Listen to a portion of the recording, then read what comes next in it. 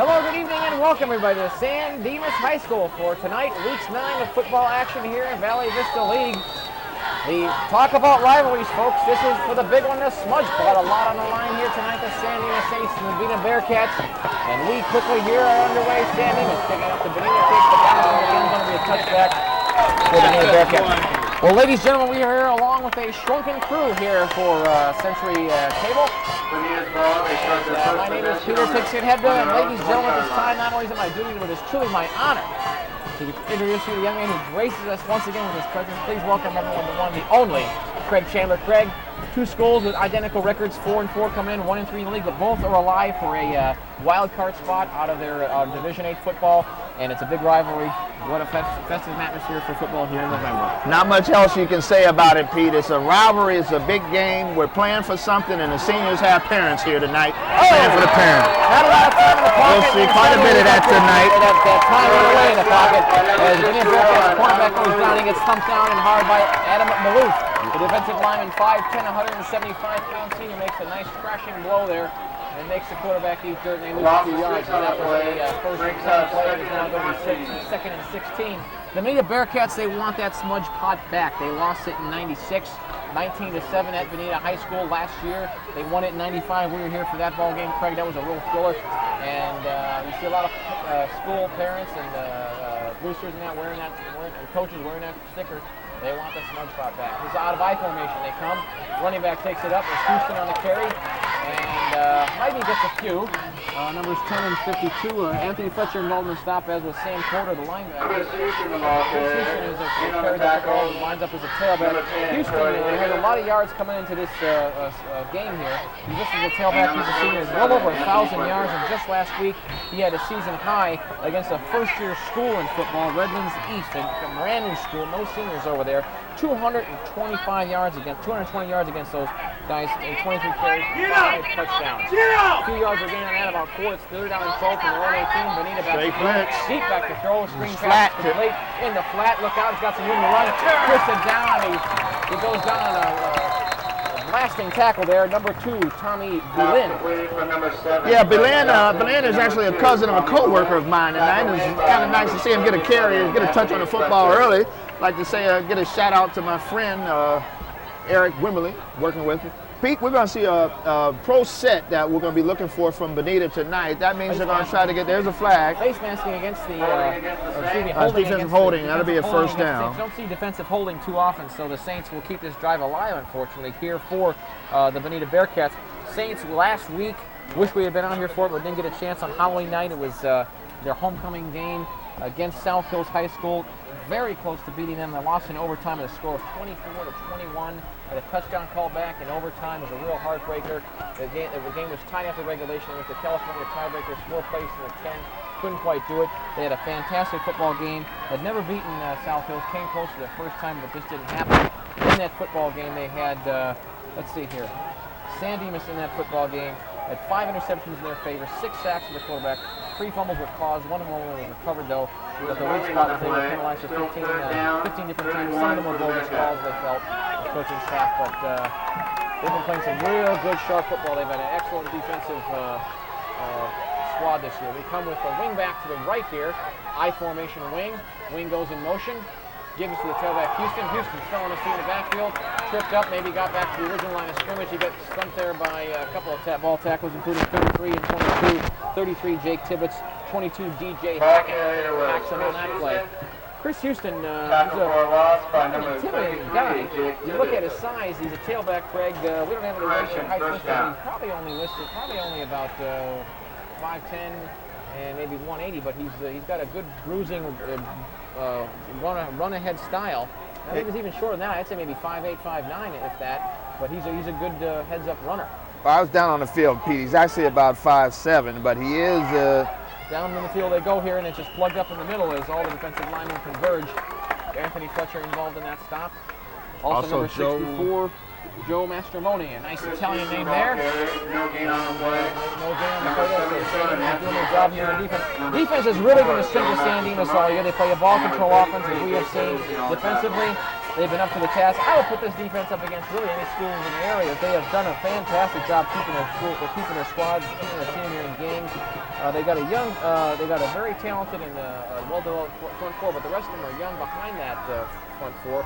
But they still get the job done. There was 1 yard gain at 2nd and 9 from the 31. Off tackle to the left they go. The offensive line carries with him and slam him to the ground. Maybe a yard or two gain. Houston Bulls forward, and he doesn't get much, maybe 2 or 3. Fletcher runs into him, and also big number 56, Jason Tugman, the leaders of this defense. And they do a good job bringing him down. Well, what you're going to see here, you got a young Bonita football team out here. Offensively, they're going to try to spread the defense as much as possible, try to get some gaps for Houston to run through, and then look for him to try to get the ball to a wide receiver, number 5, Ricardo Stewart. He is a sophomore, has been playing varsity for him and making the big plays for him this year. Expect for them to try to get him the football here early in the first quarter, Pete. They're down 8, 2 plays in a row, 1 yard gain, fake to give, they're looking to throw, having some trouble setting up, and they bring him down behind the line of scrimmage. Maybe got to the original line of scrimmage. A lot of trouble back there for the Bonita Bearcats, and this drive is finally going to end. Man, Daniel Martin, number 60, also that helped there from Jake Tibbetts. And quarterback number 7, Brett Johnston, goes down. He is only a junior. Bearcats lost a lot of players last year, 26, I think, or so, to graduation. They are a young team. San Dimas is to some degree, too. But Bonita, let's see here. Yep, they lost 26 seniors. 20 of those guys were starters from the 1996 squad. No returning guys on defense, only 3 on offense, so they're using the squad. They'll be punting after their first drive. We have deep back for the San Dimas Saints. You got DJ Hackett back there. Hackett. Yeah. Snap is right on, a little bit of rush, but they get it away. Decent punt, got some height, got some distance. And we have got a return here of a couple of yards. Well, he got hit hard, hit low, wasn't about to let him go. About 4 or 5 players converge on that return punt tackle. Yeah, Josh Carrillo, number 59, Josh Carrillo led in on the hit there on the punt coverage there for the back. He got slowed there, his ankle there, and Brian Steele came into the field, lifted the tight end and defensive back. So the San Dimas Saints will be setting up shop here, first down and 10 yards to go in the first quarter with 7.5 minutes remaining in it. There's no score. San Dimas Saints, kind of important to get on the board first. They're a 1-3 team only in the league as in Bonita, but they are probably the best 1-3 league team out there. They've lost a lot of heartbreak. There's been a lot of close games. It's been a year of first for them in a lot of ways. We'll get to that in a moment. They come on to I formation, and the man looks like here on Bonita's side. 4-4 defense for Bonita, 4 men, 4 down linemen for him. Give us to the up man. Look out, he's got a hole. And then he runs into the safety man and just gets slammed to the ground and hard. A nice carry though, nice effort. DJ Hackett. 28, Brian Siegel was in on the tackle there, coming up from the safety position. Pete, to hit Coleman after he burst through the line on a hole on the right side. Number 28, hard to see the numbers here. We don't have a monitor, forgive me. Coleman, he had a good burst of speed there as he had that quick hole. He hit it immediately. Did a good job. A good hard-earned 4 yards on that carry. Looked like it might have been more, but 4 indeed. 2nd down and 6 yards to go for the San Dimas Saints. Ball at their own 41. And they come out with a similar formation here. The strong side is to the left. Quarterback, and they go into the set here. Give us to Moses. Moses right down the middle, gets tripped up from behind there. Good effort. The first guy to hit him there was number 51 of the Bearcats. Is Steve Page. Turns a page on that one. He's a senior. And Moses had a good head of steam going. Yeah, Page, the inside lineman, came up the field and made the tackle on Moses as he squirted through. Moses likes to run that inside trap play quite a bit. A lot of times he gets into the secondary. He's got good quick feet. He can get past the defenders in the secondary, make a move on the back, and he can take it a long way. Look for him to carry the ball with that play quite a bit tonight, Pete. Yeah, they always split it up between the two of them. You got the power guy being the up man, Coleman, and Moses, just a sleek, swift tailback. It's an interesting combination. They like to play ball control. They were 5 yards gain. It's 3rd and short here, 3rd and 1. Oh, they got a little bit of jumping on the offensive line. Flags litter the field. Oh, man. Yeah, that was the left side of the offensive line and the tight end. Both of them came off the ball after the flinch from the right defensive tackle, Bonita. Bonita's 4-4 set is designed to keep everything inside. I heard the coaches down on the field. They were talking about containment, making certain that they were able to keep Moses and Hackett and whoever else is carrying the football for the Saints in between the tackles to allow for the pursuit from the linebackers. Look for that. Anytime that San Dimas gets outside, you can expect to see a big play if they get this backs around the ends. So instead of 31, it's 3rd and 6. This is pushed back to the original line of scrimmage, or the previous line of scrimmage, the 41. High formation, 1 receiver in to the right. I'm sure they'll be probably going for a short pass, maybe. Rolling out to the left, the lefty thrower gets it off. This is Coleman on the catch. Got enough for a first down. Eludes the first tackle, still on his feet. Look out, man. This guy is dragging Bearcats with him. And he gets about a gaping gain of about 22. What a beautiful heads-up, hard-nosed play. Yeah, and Haywood did a very good job. Haywood did a very good job rolling into the flat to the strong side, a left-handed quarterback. He hit number 28, Jeff Coleman, out in the flat on the fullback lead play, actually, into the flat. He had a lineman out in front of him. The lineman took him upfield, first down for the San Dimas Saints. Ryan Siegel dragged him down by the legs there, and he was hanging on for dear life, it seemed. It's like number 78, TJ Woods, was out in front for San Dimas in the offensive line. 22-yard gain, first down, 10 yards to go. San Dimas football with the Bonita 38. High formation they come once again. This is Moses down the middle, carving out a few. Oh, gobbles the ball over, but he hangs on to it. And he gets knocked to the ground and hard there by Ricardo Stewart, who's a defensive back. A good gain of about 8 yards for Moses. And they're doing a good job of running straight down the middle amongst traffic and not getting hit initially. They're getting yards out of it. Well, right now, the San Dimas Saints offensive line is controlling the line of scrimmage. They are able to get the gaps and get movement. They're actually moving back the front four of the Bonita Bearcats, and that's allowing for running room for both Hackett and also Moses. Receivers split wide, second down, 2 yards to go. Here they go. Ball snapped from about the 31-yard line. Wait to give to the up man. It's to Moses. Look out. He's through. He's through. Drags himself down for about, a 12, 13-yard gallop. And he gets hit and knocked down there by 41 Derek Bishop. And the Bishop gives him his blessing, but not until the damage was done. And he ran right off the behinds of big number 77, and also on the play number 50, number 50, Brian McDonald, is out on the football field tonight, blocking, doing a very good job of opening up holes through this Bearcat defense. Indeed, that was a game, let's see here, about... Tackle on the play 41, Derek Bishop. He brought down Moses from behind and saved the touchdown. The Bishop and Moses, it sounds like we're reading the Bible here. It says a 12-yard gain, same formation for the Saints, about 6 men up to the line here. Some stunting there by Bonita. They expect a run. That's what it is. This is Coleman, not much, maybe a yard. And he gets clunked by everybody on the defensive line. One of the linebackers also came up there. You had number 39, Ryan Tolan, on the stop. And Ryan Tolan on the stop. First gain on the stop was number 39, Ryan Coleman. And you had 1 yard, harder yard there by Coleman. Coleman, kind of like a short guy, reminds me a little bit of Matt Suey with the Bears, had that low center of gravity and just a bullet-head runner. And he's also been improving throughout the year, getting a lot more playing time offensively. Not playing as much or carrying the ball as much, it seemed, in the earlier games we saw in the Wilson game and the Dunn game first week of the season. This is on a outside rush to the right here. This is Moses dashing it down for about 4 or 5 more. And he scampers into linebacking territory. He gets stumped there by Derek Bishop and also looks like number 39, Ryan Tolan here on the tackle. They converge. Good stop. Also had a little bit of help there from Louis Shepard, defensive back. A lot of both head players here for the Bonita Bearcats. About 5 or 6. They have a lot of busy guys on this squad. I would say the squads are about even now. Maybe San Dimas has got a few more, maybe 5 or 6 more guys in total numbers as far as size and amount of kids on the roster. It was a good job by the defensive backs that time, keeping Moses inside and able to make the tackle short of the first down. Third down and 1 yard to go. San Dimas ball at the Bonita Bearcat 10. Look out. High formation receivers once again. Strong side to the right. Timeout call there. The Saints call timeout as quarterback Corey Haygood saw something he didn't like. Takes a bit of a breather. While you have a bit of a breather, we should mention that these schools faced off last year in '96. The game was won by the Bonita Bearcats on their home field, 19-7. San Dimas wants that SmudgePot back. And also another interesting note, I was talking with some of the coaches here, both on the Bonita side and the San Dimas side. The game began there, Craig. And what's kind of hard for these schools here in the Val Vista League, they're in a 7-school league, so there's always one school that's not playing a league game every week once league play begins. It's kind of hard for the schedule makers and the coaches to make up a schedule where they've got to play a non-league game late in the season. It's hard to find other schools that have odd-numbered school leagues and they're also looking to play some games. So sometimes you have schools advised, but that's not going to be a problem come 1998 because in '98, one school will leave. They'll lose Workman High School out of City of Industry, just a little bit west of us here.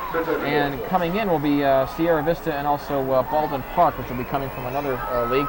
So that'll make an even 8, so that problem will vanish in 1998, and that's kind of one less thing you have to worry about as a coach if you're Bonita or San Dimas or any of the schools in this league. All right, third down and 1 yard to go from the 10. San Dimas back at it again after the timeout. We got the big man, the refrigerator, Anthony Fletcher, is the up back. He got off tackle. No, good pursuit there. He ran through it. Riley pushes his way down inside the 5 about a gain of 7 or 8. Man, oh man, this guy does not take no for an answer. Hire him as a salesman. Tackle on the play by number 26, Lewis Shepard. Good pursuit by the Bearcat defense. They were able to withstand the initial penetration in the block by big number 77, Fletcher. Moses showed a lot of heart running through 2 tackles and actually able to pick up the first down pretty much on his own. Now it's 1st and goal. San Dimas Saints, they want to score on this first drive and show that they mean business in getting that pot back tonight. I'm a defensive lineman. I do not want to see Anthony Fletcher as an up back. That's kind of frightening. That's a big guy. 1st and goal from the 2 for the San Dimas Saints. They give us to Moses. He's in. Moses puts the Red Sea, and he is in for a touchdown. The San Dimas Saints. We got a flag down on the play, and it might. We got a flag on the play, Pete, and I saw him throw it. It looked like it was going to be on number 78. TJ Woods on the trap block. That was what sprung him through the middle. Looks like, yes, they got the call against San Dimas as holding on big number 78. I saw they call him TJ Woods, but he made a good trap block. That's what opened it up. The referee thought it was a hold. Well, TJ might stand for too jumpy on that one, but that's all right. They'll probably get it in still. Oh, that's a shame. Holding against the Saints. So yeah, I thought that was exactly what I was going to see there, but it looked like a good kick-out block to me. Apparently, he must have got both arms wrapped around. It was hard to see from this distance, but that's the only way I could see a referee throwing a flag that time. It's like going on the first date and then really excited about going out with the girl and kissing her on right as she gets to the door and she turns her face from you and you got to kiss her cheek instead of her lips. But well, you better make certain that it's her you're kissing instead of mom when you open the door. San Dimas will punch it out here. This is going to be 1st and goal, though, but from the 14. And receivers are split a little bit shorter than before here. Timing pattern. Into the corner. Look out. He's got a guy open briefly. And it is incomplete. There was some ball handling. And not quite. It was intended there for number 22, DJ Hackett. He was tightly covered there. Yeah, he had a pair of 22s on that play, Pete. The defense was also 22. Chris Capello, he was on him like a cheap suit all over him. Yeah, they threw a flag pattern at the time, timing all the way. They was going to let Hackett go up with his size and strength and try to come down with the football. Good job by the defensive back of not only getting in position without causing a foul, but also getting his hand in and knocking it away. He's got to be careful throwing Capello's way because Capello is the interception leader here for Bonita.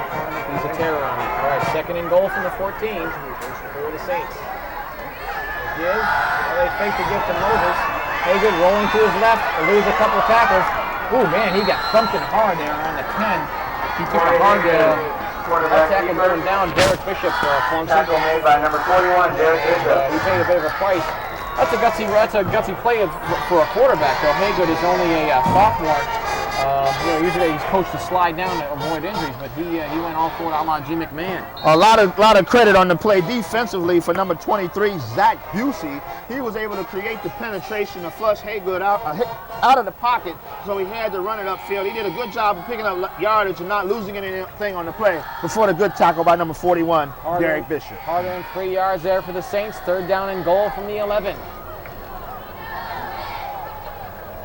Split receivers, I formation once again. 5 men rushing for Bonita. In traffic, short drop back, and not much yards lost, but they are sacked. That was Haygood. He goes down. Number 52 got smothered him. Excuse me, 51, Steve Page. And San Dimas will probably have to settle for a field goal attempt, so a bit of a disappointment on that, but maybe they'll come away with some points. This is a quick-moving quarter. We are inside already a minute to go in it, as it is scoreless as of right this moment. They blew up the play right there, Pete, with the inside blitz. 3 against 1 on the center. That's how they got the penetration. Snap is down, the hold is there, the kick is up, and the kick is good. And the score is 3-0 as connecting on the kick is number 33 there, Jake Tibbetts. Nice job. BJ Litchfield with the 29-yard field goal. Pardon me, BJ Litchfield indeed. He is the kicker. My mistake on the name here. BJ has shown a very good leg throughout the season for San Dimas as well as last season. He's done a very good job in the kicking game. Good drive for the Saints that time, Pete. They were able to take the football up the field, pick up 65 yards on the drive. They converted with 3 points. The holding call took away a touchdown. At least they came out and got on the board right away on their first drive to give them some confidence offensively. The defense played well on the first set.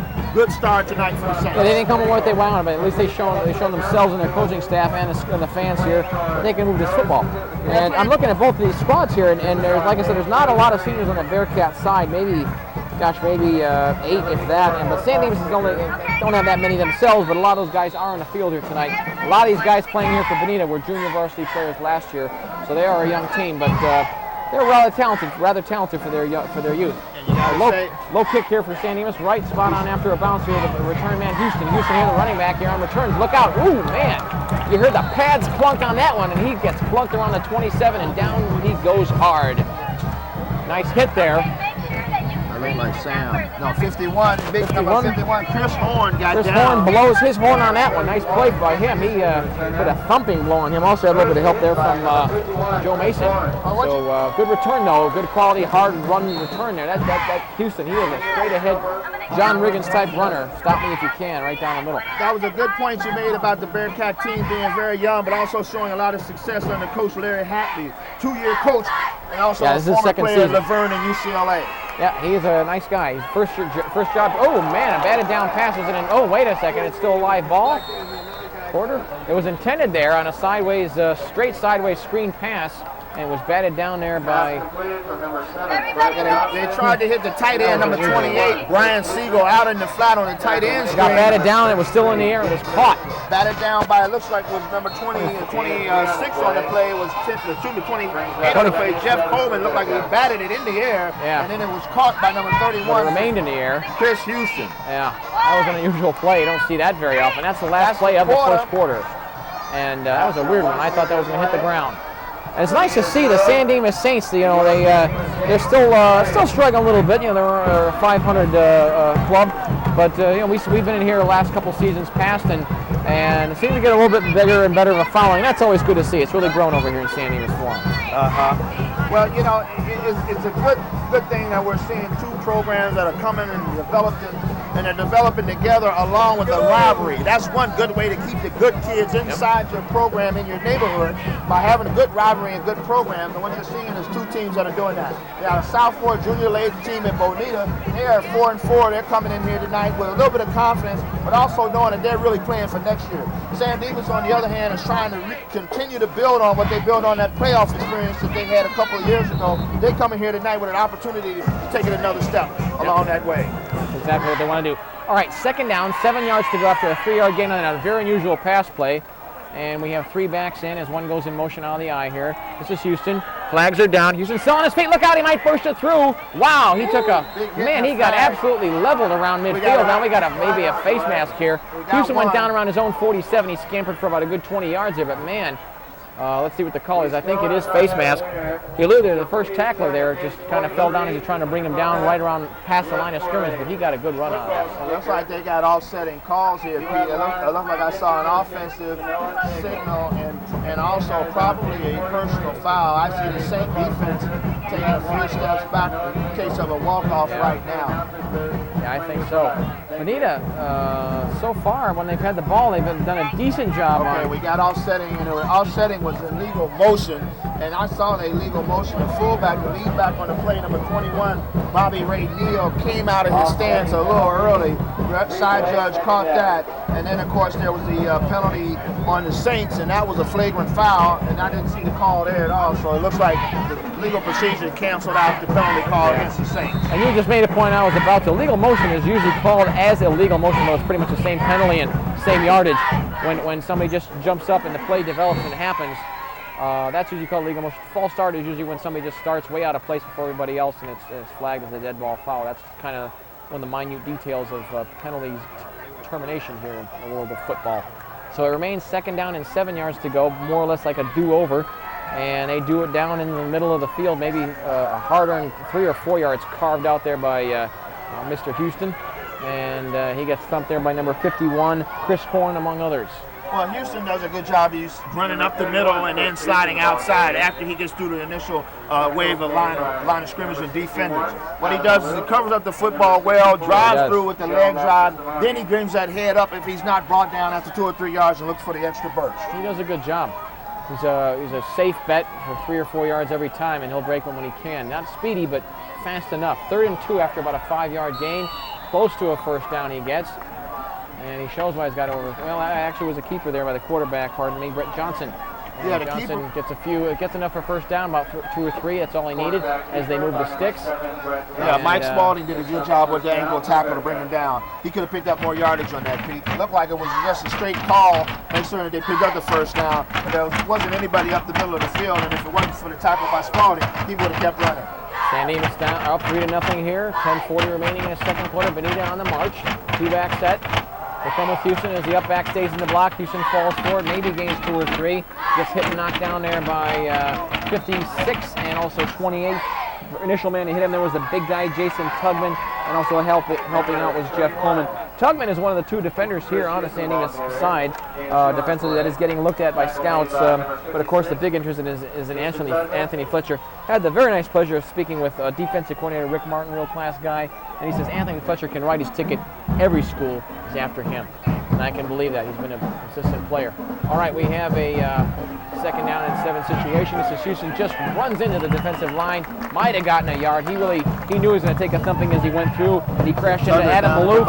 And it was more like him crashing into Adam Maloof and Joey Mastramone than them crashing into him. Houston he's not a fearful runner. Tugger was also down in the bottom, big number 56, Jason Tugger. And the penalty against, that's an unusual call. Let me check that one. Sideline warning call was what they called there. That's what that was, and doesn't happen very often. I don't really see that oftenly called, but that's really what he's calling it. Sideline warning. Sportsmanlike conduct. Sportsmanlike conduct against the Saints. Sideline warning could have been the same, and sideline warning. Because they put their arms out like on sportsmanlike, but they moved them in. What that means is they probably had too many players on the field, and they called the penalty, and that is a major penalty. That is a major 15-yard penalty. They have, oh man, let's on a scamper here on the sweep. Flag thrown. Flag is thrown. The guy is still on his feet though. Man, he's still on his feet. Finally shoved out of bounds inside the 20, about a 30-yard gain. That was Tommy Boleyn, and Boleyn, the junior, kind of just pulls all the secondary with him, but hold on. They're bringing Yellow that back. has littered the field. They're bringing that back. The referee's already coming back this way. Good game by Belan. Belan was able to get outside on the pitch play, then tiptoe up the sideline. He picked up 25. Too bad it's wiped out by the holding flag on the play. You can see Boleyn reacting in frustration, understandably so. That was a beautiful run. Yeah, the holding call, look, it came out on the right tackle, it looks like, that side of the field. The referee threw the flag towards that direction. That usually means that's where you're seeing the call come from. What happened there was he was probably trying to turn in the defender to keep him from getting pursuit towards the sideline. The defender saw the play getting outside, ran away, and there probably was a grab by that right tackle. That's what I think happened on the play. Well, we've seen a few plays negated here tonight that were good. That was one of them. First down and 20 yards to go. Bonita football on the San Dimas 49. Tight offensive formation. This is Houston trying to get something started behind his line, and he gets thumped, but not after 5 yards are gained. Coleman and let's see here. Also number 51, Coleman and Chris Horn converge on the stop. Also, you had number 56 involved in the stop there. Big number 56, Jason Tugman. So this Chris Houston kid, he is something else. Like I said, he's well over 1,000 yards a year coming in, and this is only week 9, so he's been averaging well over 100 yards a game. And you can see how he does it. 5 yards here, 4 yards there. He gets them all hard-earned. Full house backfield here, Pete. Yep. Here we go. Actually, it's a wing set to the right. Flag is down. Nice He's pass there. Oh, just beyond the reach, the stretching reach of Ricardo Stewart. Incomplete.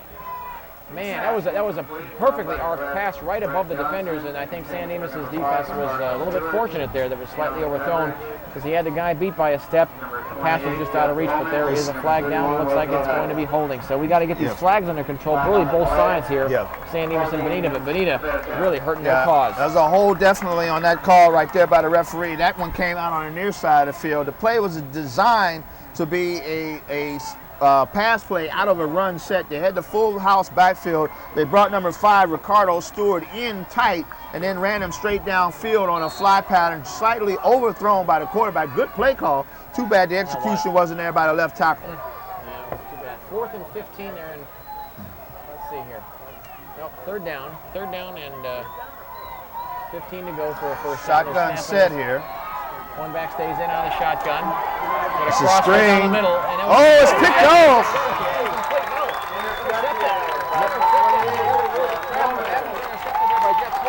It was hard to tell you had lining up wide there was number 5 for the Bearcats, Ricardo Short, and he made a straight cross. He was running perpendicular to the field. Well, that was the play call. I thought it was going to him. That was the play call. The play call was that was an unusual play. The play call was a middle screen to number 5, Stewart. That's the player that they wanted to get the football in his hands and let him run with it. He lined up wide, went straight to the middle of the field, right, went straight sideways, but it was too high for him. The linemen were there. What happened was the ball was overthrown by the quarterback, who did not wait long enough to get the set off. And that's what happened to cause that play to be intercepted and turned over. We have flags. No, we have no flags. We have whistles, and I think dead ball call there. Let's see here. Timeout, actually. Timeout for the Bonita Bearcats in white and green. And they had someone running off the field right as the play was getting ready to be called. Looks like they had too many men on the field. Coach is now coming out to talk to him, the defensive coach, to get him set, try to get the jitters out, because right now the San Dimas Saints have all the momentum. Yeah, they do. Bonita Bearcats had the momentum, but they kind of took the wind out of their own sails with all those penalties. Something got to control. It's one of the things you can control, and you need to be able to play some sound football and win some football games. You look at, like you were mentioning, Larry Hatley, a real young guy for a coach there. It's good to see somebody that young, a head coach on a varsity level here in California. This is, like you mentioned, Craig, it's his second season. He's a math teacher on the campus there. He was the offensive line coach here on the varsity level from 92 to 95. He's always been at Bonita High School, and his predecessor, Dan Harton, is still on campus over there and involved in athletics to some degree. But he's still a teacher on campus. We met him in 95. And their coach from a couple coaches ago, Coach Young, he's still teaching over there on the campus, but I don't think he's involved with the football program anymore. I remember him from a good long 10 years ago. That was a long time ago. First and 10 yards to go for San Dimas at their own 42, starting their third drive of the night. Split receivers, I formation. This is Moses. Look out behind one of his tackles. Gets a few, and he gets popped there by, let's see here, big number 58, Jeff Carmack. Also on that play was Ricardo Stewart as well. Moses came off the right side here, near side of the field, near the San Dimas Saint bench, picked up 3 yards on the play. It was a straight dive off the right tackle. And again, San Dimas wants to control the line of scrimmage, run the football up and down the field, in between the tackles with number 28, Jeff Colvin, and try to get outside with number 1, Brian Moses. 3 yards gained, 2nd and 7 from their own 43. Receiver split short. 4-4 defense here for the Bonita Bearcats. 4 linemen. Flag is thrown. Linebackers. Flags are thrown as the ball carrier gets knocked. That was Moses. Maybe 3, maybe 2. He runs into 52, Walter Dinsey. And it looks like the San Dimas Saints are guilty of holding. There's a holding call. Right there, what you're seeing is both teams know each other really well, so they can kind of predict where the play is going to go. What's happening is the offensive linemen are reaching, trying to maintain their blocks, and that's where the holding calls are coming from as the defenders try to pursue the football. So both sides having problems with the yellow flags. They got to get it under control. Neither side has really had this season major penalties, major injuries. The Bonita Bearcats at the very beginning of the season, where I was talking there with Larry Hatley, he mentioned to me that at the very beginning of the season they had a few guys that went down that didn't come back, either with their injuries were too serious, or guys who took their place just did a decent job and kept the starters roll. But in the weeks past, like the last 6 weeks of the season, which has been most of the season, they've been very healthy, as have the Saints. It was a fair week of practice for the Bearcats, and it was a very well done and well-focused week of practice here from the Saints, according to the both coaching staffs that I've talked to. Saints are really up for this one, knowing what's on the line with a possible wild card playoff berth out of their division, and it being the SmudgePot Bowl. This is right down the middle. He had a hole, and then the linebackers converged on Moses. Nice gain, though. He got as much as he could, and he runs into number 53. Number 2 and number 53, Number 2, Tommy Boleyn, and number 28, 28, Brian Siegel. Finally got it right there, Craig. Thank you for your help. I'm concentrating on who's got the ball more than the tackles, trying to see in that sea of royal blue here on the San Dimas side. A few yards gained. A few yards to spare. 2nd and 13, 3rd and 13. San Dimas football at their own 38. Haygood goes up high. Oh, nice defensive play. He was right on him. knocked away there very nicely, and he Lewis hadn't been there, it Shepard, would have number been burned. 26 on the Very man-to-man nicely. coverage. Intended for DJ Hackett, and he was on him, I mean, as close as you could get without a penalty. Good job. Very good job. And that pass was right on target, too. If he hadn't been right where he was, you probably would have seen a touchdown for the guys in royal blue. All right, punting is San Dimas. Back for the Bonita is Ricardo Stewart. And Stewart stands inside his 30. Yeah, they had Hackett on the fly pattern. They were definitely trying to get the ball on the timing pattern to him. Good defense on 26 Coleman. Punted away there by BJ Litchfield. Short punt, but takes a definite San Dimas bounce. There won't be any return. And BJ's done this a couple times that we've seen in games previous. He's a good punter kicker. It's kind of good to see kind of an old-fashioned punter kicker. That's how it used to be years and years ago in the National Football League. It's kind of nice to see that it's done the same guy here on the high school level, where it's both the same guy doing punting and kicking duties. You better watch what you say. And the age of specialization, it's good to see the old-fashioned way of doing things. You know me, I'm traditional. Could be cutting out a couple of jobs for a few people on the football team as well. Well, that could be. But there was a good defensive stand there by the Bearcats after the turnover on the interception when the quarterback got a little rattled over through the football on the screenplay. It's been a well-played game. Tight, well, not well-played in the sense there has been penalties, but tight game on both sides, both defenses and offenses. Belan's outside again. He's trying to get outside. Does turn the corner. Nice job still on his feet. Did he step out of bounds is the question. They say he did. He's going to argue that he didn't. But he did a great job of turning that corner and getting outside to gain yards. That's the whole question there when you're trying to do it, and he does. Nice job. Looks like I got to get a force out to, looks like 64 running out from his inside position. Joe Mastromoni coming out here to force Belen outside, out of bounds here after a pickup of 20 yards and a first down on the play. All that was a straight give, and Belen used his speed to get outside on the Saints defense and was able to take it upfield. And unfortunately for the Saints, he stepped out of bounds here at the 37-yard line, Pete. Yeah, he did. Well, I didn't see it. It was hard to see from where we are with the blocking of San Dimas players in our way. Good gain, though. They get about 12, 13 yards out of it, first down. This is Belen the other side, looking for some room in the middle. Can't quite find much, and he goes down maybe about the line of scrimmage or maybe a yard gained at most as the blue shirts converge, and he gets slammed in hard. Let's see here by number 5 and number also, by number, gets thumped to the ground there by big number 52, Sam Porter, 6'2", 220. He is a senior. Good tackle. He's been involved in a lot of stops here this season. San Dimas in this season, this 1997 varsity football season, they're relatively young, but you know, they on defense they have got a quite an interesting defense. 11th ranked in points allowed in this entire area, only averaging about 185 yards given up. This is Houston this time, off tackle left, and he goes down hard after about 5 yards regained. Helped up by one of his players, big number 56, Jason Tugman, also Joe Mastromoni. First in on the stop, number 64, Joe Mastromoni. Tugman and Mastromoni converge. Number 56, Jason Tugman. And you look at, although we only seen Belen carry the ball about 2 or 3 times there, Craig, and Houston plenty of times. Houston's a senior, Belen's only a junior. Their styles can be any more different, but they're both effective runners. Well, you got your inside-outside running game with those two backs in the game, and when both of them are on the field at the same time, the defense has to really be aware. Flags are thrown and whistles are blown. We've got a penalty on the play. Now, this was a good call here by Coach Halley.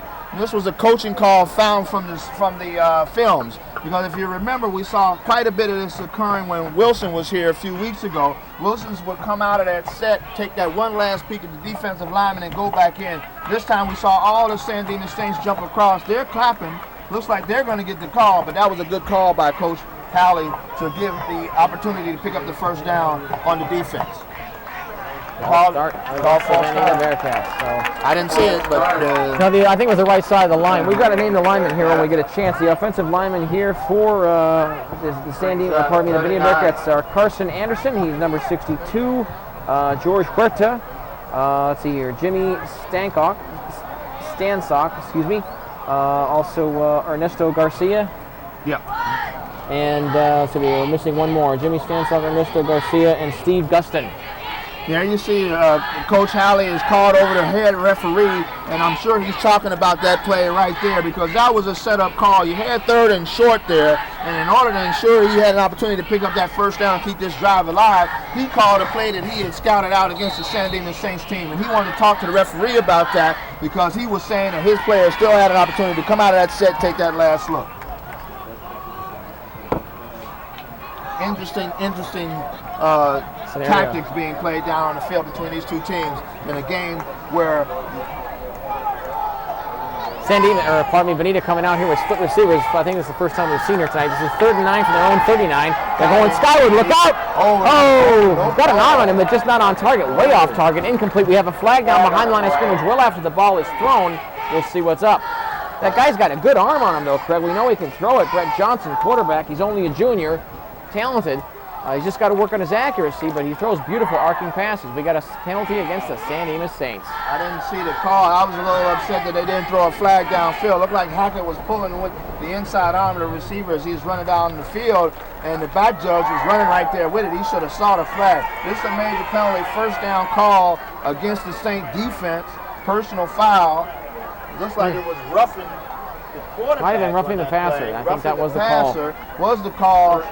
This game should be called moving the ball via penalty between the 40s. That's how this game should be called. Well, you got a lot of emotion tonight. Like I was trying to say before this last play came off, what's going to win this game is the teams to execute the plays and call the right plays at the right time. 3 out of the backfield, no receivers in. You know they're going to run this one. This is Houston. His back stay in the block. He drags one player with him, and then he gets about a good 7 yards, all hard, and this guy is just one slashing, bruising runner straight forward. And involved in that stop was Jeff Coleman, amongst others. He also had, let's see here, big number 61, you had Madam Maloof. And number 33 was chasing him down there, Jake Tibbetts.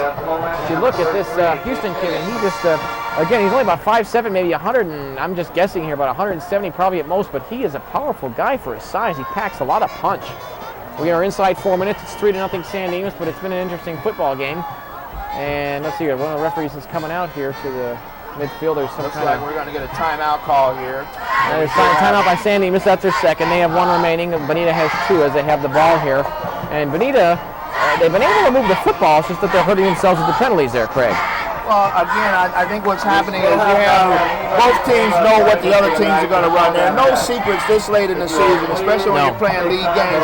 You're seeing these teams when you look at the films to prep up for the next week.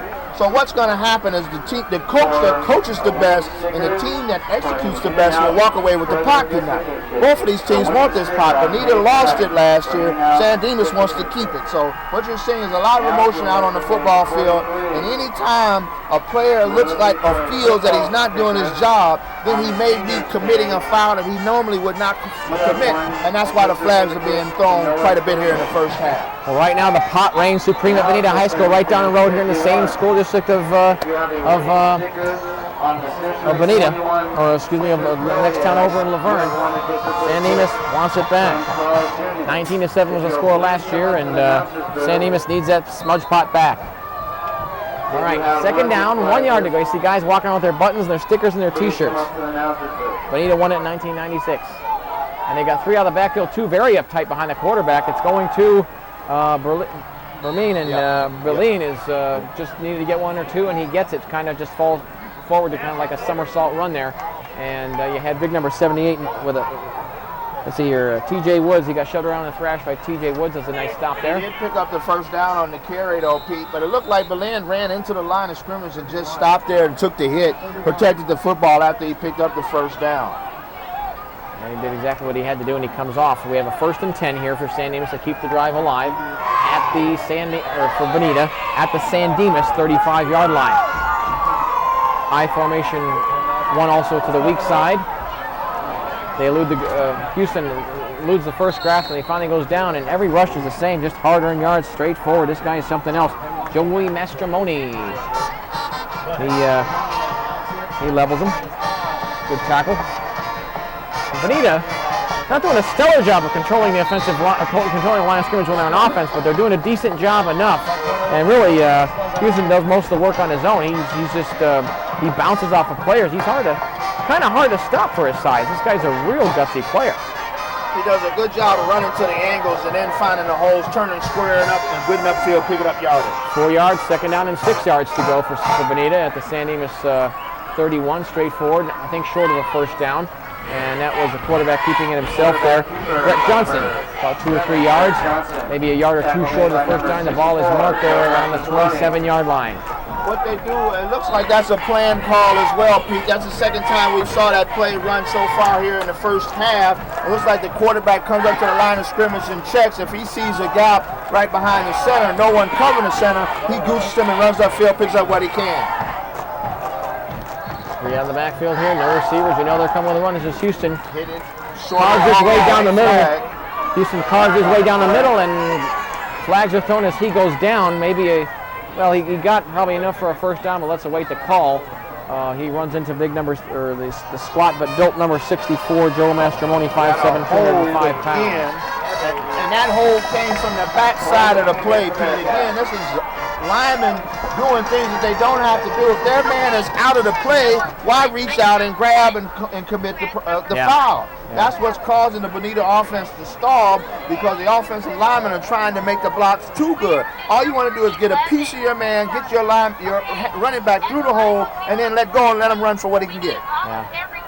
So they're making too many mistakes here. If it wasn't for that, they probably would have had some points on the board already. It's been a problem. I don't think that penalties have really been a problem for them that much this year. It's just happening. I mean, they've had some, but not like a problem level.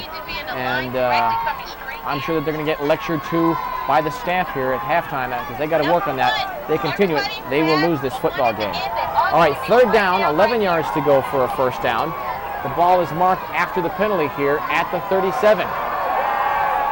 Fake the give, go up top, it's incomplete, well off target. The nearest guy to it was number 25 there, Ricky Grant. He was listed as a fullback, and that might have been I couldn't exactly figure that one out. Well, that was a one receiver pass call right there, Pete. That's really what it was. They were going to try to hit 25, Grant out in the flat, let him run for the first down. The play wasn't there. The quarterback was instructed to throw the football out of bounds. Very good coverage by the Saints. 3 defenders were around on the play. Quarterback did his job throwing it out of bounds rather than take a sack. Bonita calls their second timeout, and they'll take a breather here.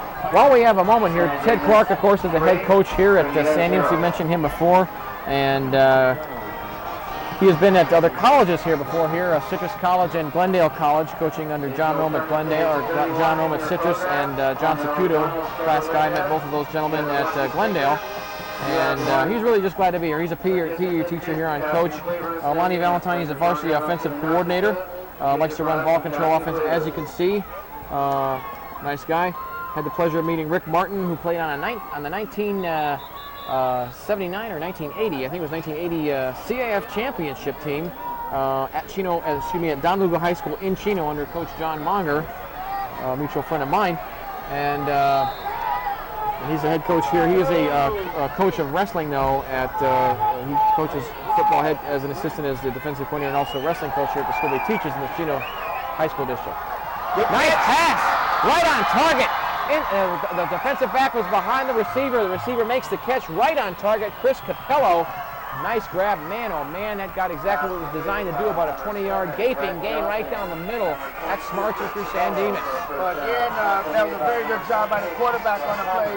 Number 7, Brett Johnson, getting back in the pocket and setting and throwing before he felt the pressure from Corey Hinkler coming off the end on the blitz. Yeah, he had just enough time. He got it off, and the thing is, we know he had the arm. He finally had the accuracy and found the man in the perfect position. He was just inside the defensive back.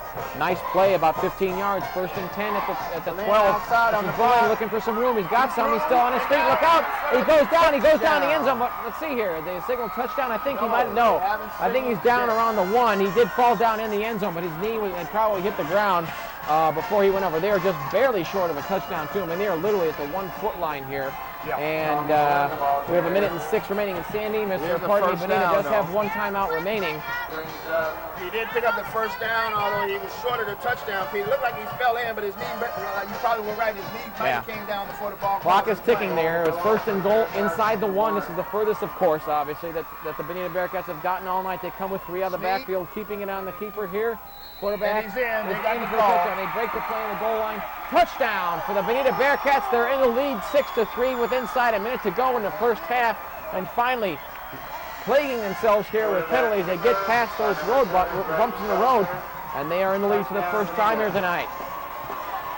So even though it's been a low score, it's been an interesting football game because you're looking at two schools, two offenses here, Craig, that are able to move the football. So it's the question of can they keep themselves out of trouble with the penalties.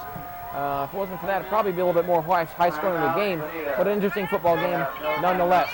Bonita calls timeout before they go for an extra point attempt, which is kind of strange. Well, it looks like they may try to go for two, maybe. Yeah, it looks like they might try to do that. That was a very good drive that time by the Bonita Wildcats. They ate up a lot of clock. Of course, a lot of that wasn't by design. The penalties kept bringing them back and forth. They played in the middle of the field for a while on that drive like a ping pong ball going back and forth. Then they got it downfield. The big play on the drive, the 19-yard slant pass caught by number 22, Chris Capello, as the middle opened wide up for him. The safety was cleared out on the fake. The quarterback, Johnson, hit him right in stride. Good catch by Capello to make the catch on third down. Capello, really a standout on defense for these guys all season long. And he, right here, shows his prowess as a receiver. Of course, he is a both-ways player, but the thing is, he's more of a name here on defense, and he shows he can do the job on offense as well. He made just a beautiful grab here, but again, not all the credit can go to him because that pass was right on target, but he did a great job getting inside the defensive back. So kind of unusual to see that the defensive back a little bit further beyond the receiver, and but defensive back gets burned in the process. Kick is up. Kick is good. It is connected there by the Bearcats. Number 22, Chris Capello, so he does the extra point duties, and it's now 7-3 here. And the San Dimas Saints will get to touch the football. A little time is on the clock. They do have one timeout remaining. 51 seconds remain. And if I'm San Dimas, I might want to put it up. Give it a shot. Well, I think the play call is going to probably depend upon the field position after the kickoff return. That will really determine whether or not they think they got a shot to get it downfield and get in position to score. Good drive on the play there good drive that last possession, I should say, by the Bearcats and getting the football down in position to score. They got some good running by Belen, some good running also by number 31 on the play, Chris Houston, and then they hit the big play with the pass to Capello. Defensively, San Dimas was doing their job. They gave up a couple of big plays. They shouldn't feel down on themselves. They still got plenty of time to take this game over. But right now, it's not a lot of possessions. So someone's going to have to settle in defensively and turn the football over in order to get the win tonight. So Bonita enjoying a 7-3 lead here, kicking off the Saints. And we got Moses back there. And they kind of keep it on the ground here for the up man. It's taken and a chance to run it back for probably one of the few rare times for one of the up men here. Number 32, Mike Spalding. And Mike is about 7 or 8 yards on the return there. And I think they just wanted to keep it out of the dangerous hands of Moses. Looks like that was Ryan Tolan, number 39, who actually made the tackle on the special team for Bonita's Bearcats. 32, Mike Spalding was the returner. Spalding probably is not used to carrying that football on returns, but had a chance there. 47 seconds remain. San Dimas first down and 10 yards to go at their own 38. And if I'm Coach Clark, I go to the air. Yeah, I think he will. Look for him to try to get the ball downfield to hack it. They've been trying to get him on the fly pattern all day. Look for him to throw something underneath and let him run with it. Nope. They give to the up man. This is Coleman on a carry there, the tailback, or pardon me, the running back. Coleman, 5'10", 160. He gets hit and knocked down there by number 41, the Bishop. Derek Bishop does a good job. Bishop probably one of the, I think he's in the top 2 of the assistant tackling leaders here on the Bonita defense. Tackles leader on the entire defense is Ricardo Stewart, and he's been the main perpetrator in a lot of plays here this season. Out on the field here, Pete. No gain, 2nd and 10. San Dimas, or pardon me, Bonita up tight. The linebackers up tight, not playing any of this sissy prevent. It's good to see. And Moses got to do it. Doesn't live up to his name on that one, just kind of falls down and forward, and that will be the last play of the first half. As the Bonita Bearcats here on the road will go into the halftime break up 7-3. Not a safe lead by any stretch of the imagination, but could have been a more interesting first half there, Craig. It wasn't for all the penalties, but it was an entertaining first half nonetheless, because you're looking at two schools that can move the football. Right. And as you can see, both of the schools, both squads are grouping up out here, getting prepared to go in for the halftime adjustments, as well as the opportunity to get out there and talk about what they were able to accomplish here in the first half. Very good opportunity drive there, though, by the Bearcats to take the lead in a game where it looked like they were rattled. They're the younger team. San Dimas had control, They were able to hit a couple of big plays, get a couple of nice runs there, and they were able to get the football in position to get the quarterback's feet in a touchdown. Only one turnover so far in the first half. 3 possessions each for both teams here in the first half, Pete. A very quick moving game because both teams are trying to establish the line of scrimmage and trying to move the football with the running game. Well, here on the Val Vista League, we already know who is going to the CIF playoffs in Division A. It's going to be Covina, South Hills, and Northview. It's going to be decided in what order, basically. And these 2 schools are scratching and clawing it out here in the SmudgePot Bowl for a chance. And they probably will be out of this league for that one fourth-place spot that rounds out the playoffs for an even 16 schools, because there's 3 leagues in every division. That gives you 15 with the top 3, and you need one more to make it 16. So they're both battling it out here for the SmudgePot and for that one at-large berth. So we're going to take a bit of a breather here for the halftime break. But do come back here, folks, because we got an interesting football game as the Bonita Bearcats lead 7-3 here at San Dimas High School. Don't you dare go away.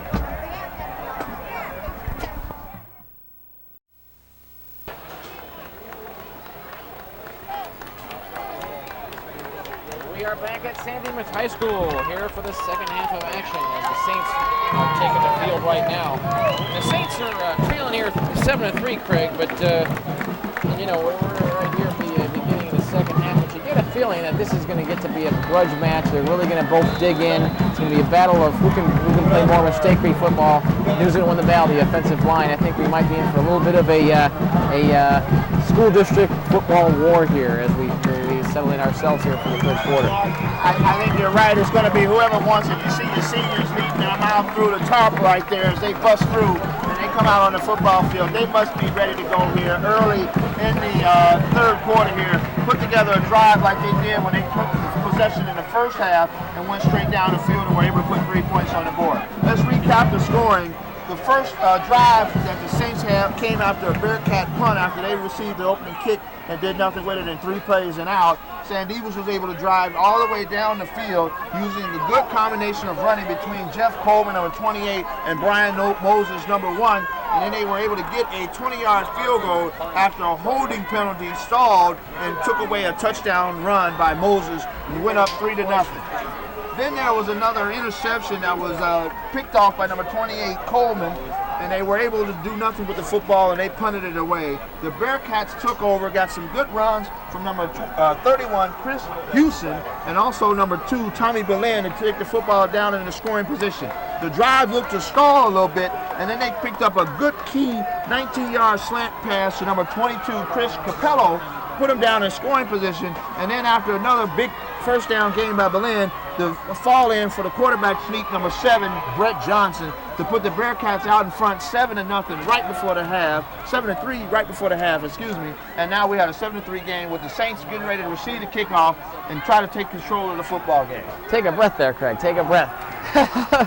This is time recap to something else. Well, you do the best job, and that's why it's your job. Well, you're looking at.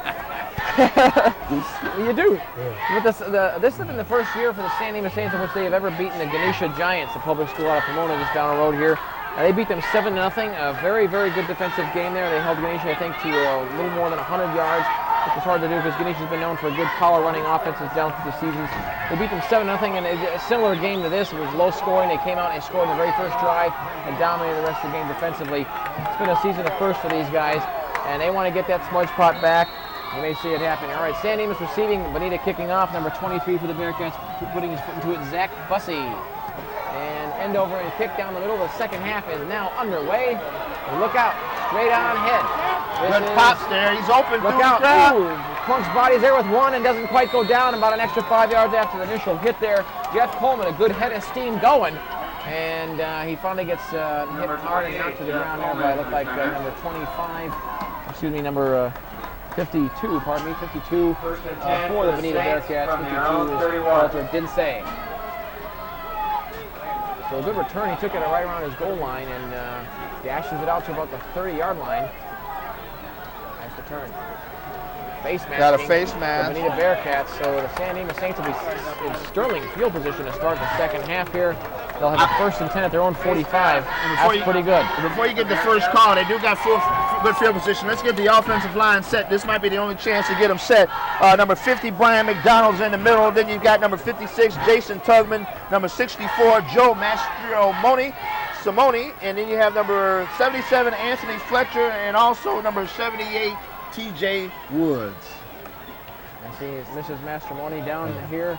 TJ Woods' mom is taking her seat right now. Number 78. She's probably wearing her 78 jersey. And I'm just guessing here, but we probably already had about at least 120 yards of penalties here tonight. It's just been one after another, really, on both sides of the both squads, and both sides of the ball for both squads. So, got to get this in check. Got to get it under control.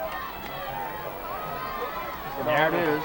They mark off the face mask. They had a discussion to determine, it looks like whether it was going to be a major or a minor. They did make it a major. It looks like he's running off a good. He's taking 20. Oh man, they had it at the 35. Maybe there's some words too. Look at this. Or no, maybe are they re-kicking it? Kick this, and I can't understand what they're doing. What is going on? They're going to mark it off from the spot of the kick and have them kick off.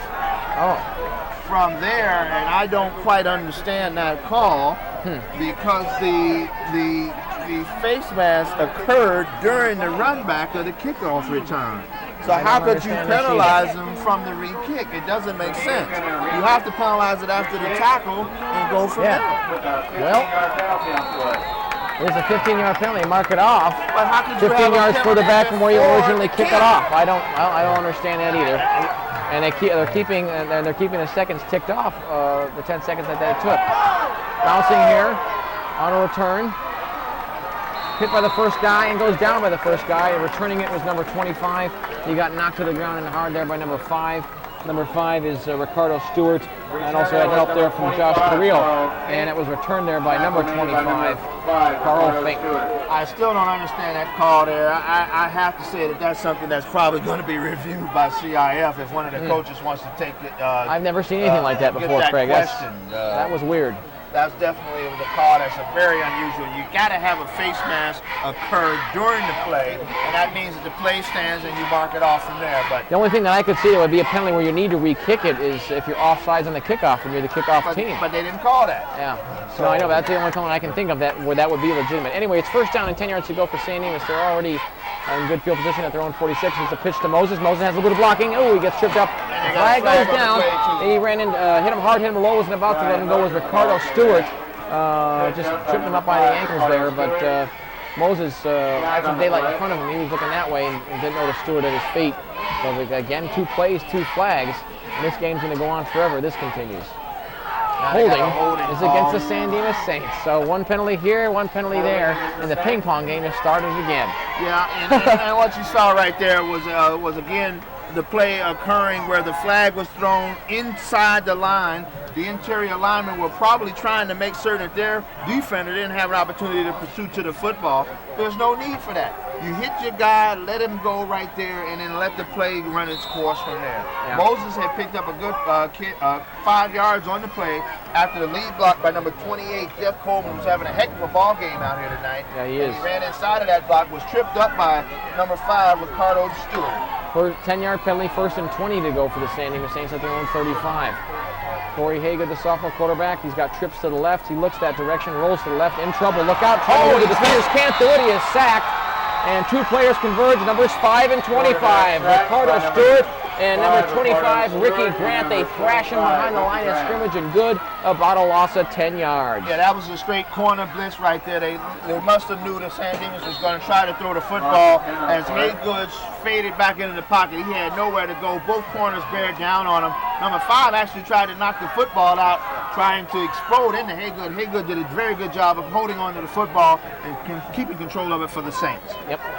So, gosh, another 10 yards lost, and it's now 2nd and 30. So it looked like the San Dimas Saints are going to be sitting pretty to start their drive. They suddenly dug themselves a very serious hole.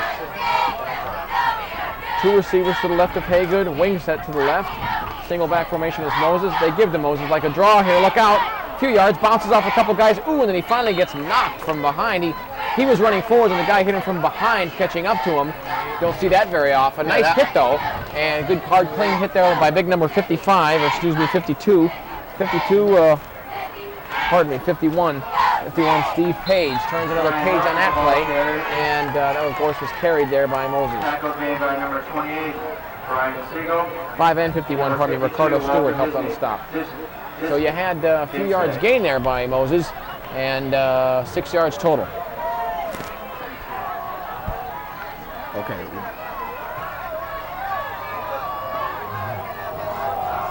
56 also was in on the cleanup there, and the 56, actually 58, Jeff Carmack cleaned him up from behind. Hey, good drops back kind of far, crossing to Moses, complete.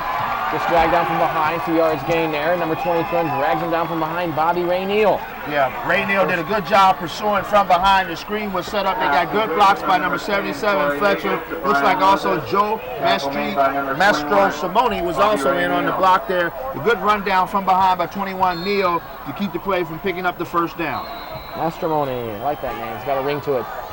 2nd down and 24 yards to go. Or pardon me, well, 4th down and 24, so they're in punt formation. I'm seeing the scoreboard saying 3rd down, but the down marker says 4th, and I'll believe the down marker before the scoreboard any day. Punted right on target there, the return man, number 5, Ricardo Stewart. Maybe a 5-yard return there. He takes a thumping in the process there by numbers 28 and 61. 28, Jeff Coleman, and also 61 there, Adam Maloof. Down they go. Also, Chris Horn, number 51, not 61. Chris Horn, 51. And Bonita in decent field position here at the 37 of their own. So they'll be setting up shop. Bonita's got to control the penalties. If they can do that, they will have a chance of retaining this lead and winning this football game. And as you can see, that was one of the few plays that we had tonight without a penalty flag on it. And it's been the special teams play that's been able to shine so far this evening on both teams' behalf. Well, Bonita has really hurt their cause more than anything else. Sandings has played a decent game defensively, but not the best. And mainly Bonita has hurt their own cause with the penalties. And because Bonita has, or excuse me, San Dimas has had a hard time stopping Bonita. Look out! He breaks it free. This is Houston. He's only got one more guy to beat. Can't quite do. He's not the fastest guy in the field. Down he goes on the 15, and it's about a 55-yard dash. Wow! He broke his hole. He had a beautiful wide gap there, and he hit it right away. And that was brought down from behind there by Roosevelt Hackett. Hackett did a decent job of catching him. He's a speedy guy. Again, he's a bruiser back, even though he's not that big, Houston. But Houston, you finally had a feeling that he might cut one like that because he had a few close ones earlier in the game, but just couldn't quite do it. And that'll up his average yard per yard carry, or average yards per carry average quite nicely. But for a guy that works as hard as he does, he finally deserves one like that. The offensive line did a very good job of trapping the interior defensive tackle for the San Dimas. They were neutralized on that. They opened it up wide open, and Houston took it upfield all he could with the sprint, pick up a 50 yards. Out of the backfield. Look out! This is he's just kind of shoved out of bounds. Goes Tommy Billin, not really.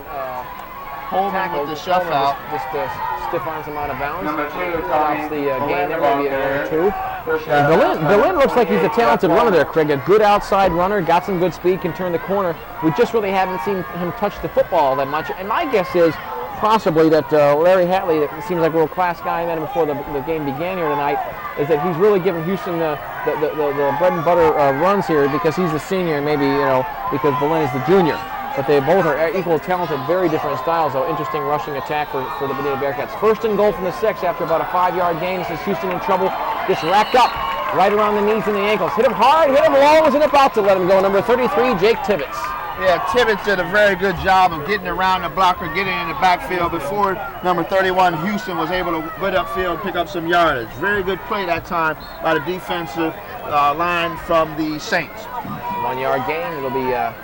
let's see here, 3rd down, and we'll go from the 5, or pardon me, 3rd down, and let's see here.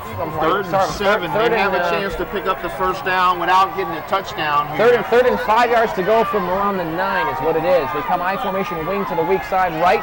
This is Billin trying to turn the corner. Will he be able to do it? My guess is no. Well, he actually scampers his way inside. I think he's near a 1st down, but short of a touchdown. Down near the goal line. It is going to be a 1st down. I think he's got the 1st down. Yep, he does, and that matters the most. That's the key. He's got it. And He did it looked like I thought he was going to go out. He wisely decided in mid-rush there to go on the inside cut there, Craig, and that was the difference because that's what got him the extra 2 or 3 yards in that play. Heads-up thinking by him. Well, what he did was he set up the blockers. He went outside, then the play was designed to come back inside of the blocks. He allowed the blockers to get in a position to knock the players out. Then he cut inside of those blocks and almost took it in for the score. First down, Bearcats at the goal. First and goal at the 3 for Bonita. Look out. They are threatening indeed. They come with a stacked backfield. That's Houston, and he is in the end zone. Touchdown, Bonita. Look out. They may run away with this game. It is now 13-3 with the extra points to come as the Bonita Bearcats are finally able to settle down and play some serious football here. And the San Dimas Saints, all hanging tough, have a steeper hill to climb. You look at the Bonita Bearcats, and like I said, Craig, they have moved the football very effectively tonight, and you got a feeling it was just a matter of time before they broke one like that. Two very similar styles in attack in the rushing game. Not a lot of tosses tonight, not a lot of throws, but they're moving. You stick with what keeps you getting there, what gets the job done. That's the rushes on both sides. High snap, here we go. Kick is up, and it is good. And it is 14-3 as connecting on the extra point there for Bonita is number 22, Chris Capello. Good job by him. But again, you get the feeling that the San Dimas Saints have got to settle in and play their characteristic tough football that they're used to playing. Like I said, they're averaging less than 200 yards a game defensively under the tutelage of the defensive coordinator there. See a coach rewarding his senior like you had talked about earlier. Houston was the player that got him downfield with the 50-yard sprint on the first play here for the Bearcats in the second half. After Belen took her down to the nose of the goal line, he brought his senior back in after a breath of fresh air, and he plunged in from 2 yards out. It's now a 14-3 game, and now the Bearcats are in control, but the San Dimas Saints still do have the fans in the football game. Not out of together here. And not out of control. Not out of control. Obviously plenty of time left. 6 minutes, 46 seconds remaining in the third quarter. And San Dimas, they're a ball control offense. They're the same style too. I think maybe they'll throw a few more passes than we've seen earlier tonight, but they're not going to be taken out of the game. It's too early, and the lead is not that great.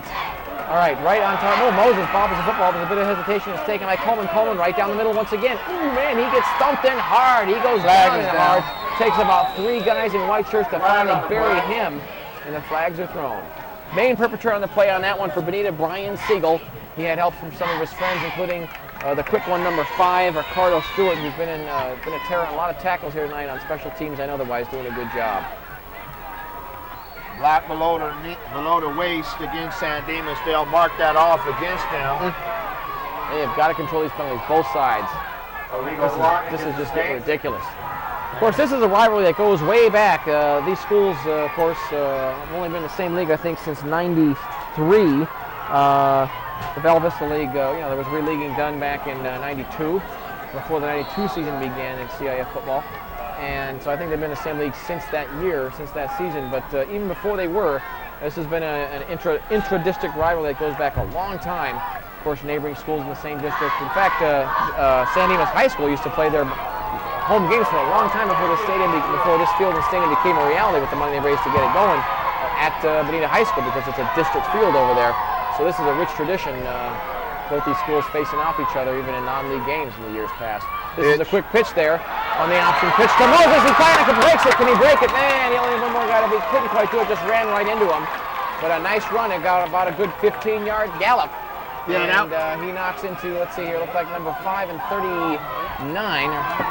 No, the tackle was made on the play there by Siegel, Pete. Brian Siegel, number 28, the safety, was able to get outside, make certain that Moses wasn't able to take it all the way on the pitch play. Number 28, Brian Siegel.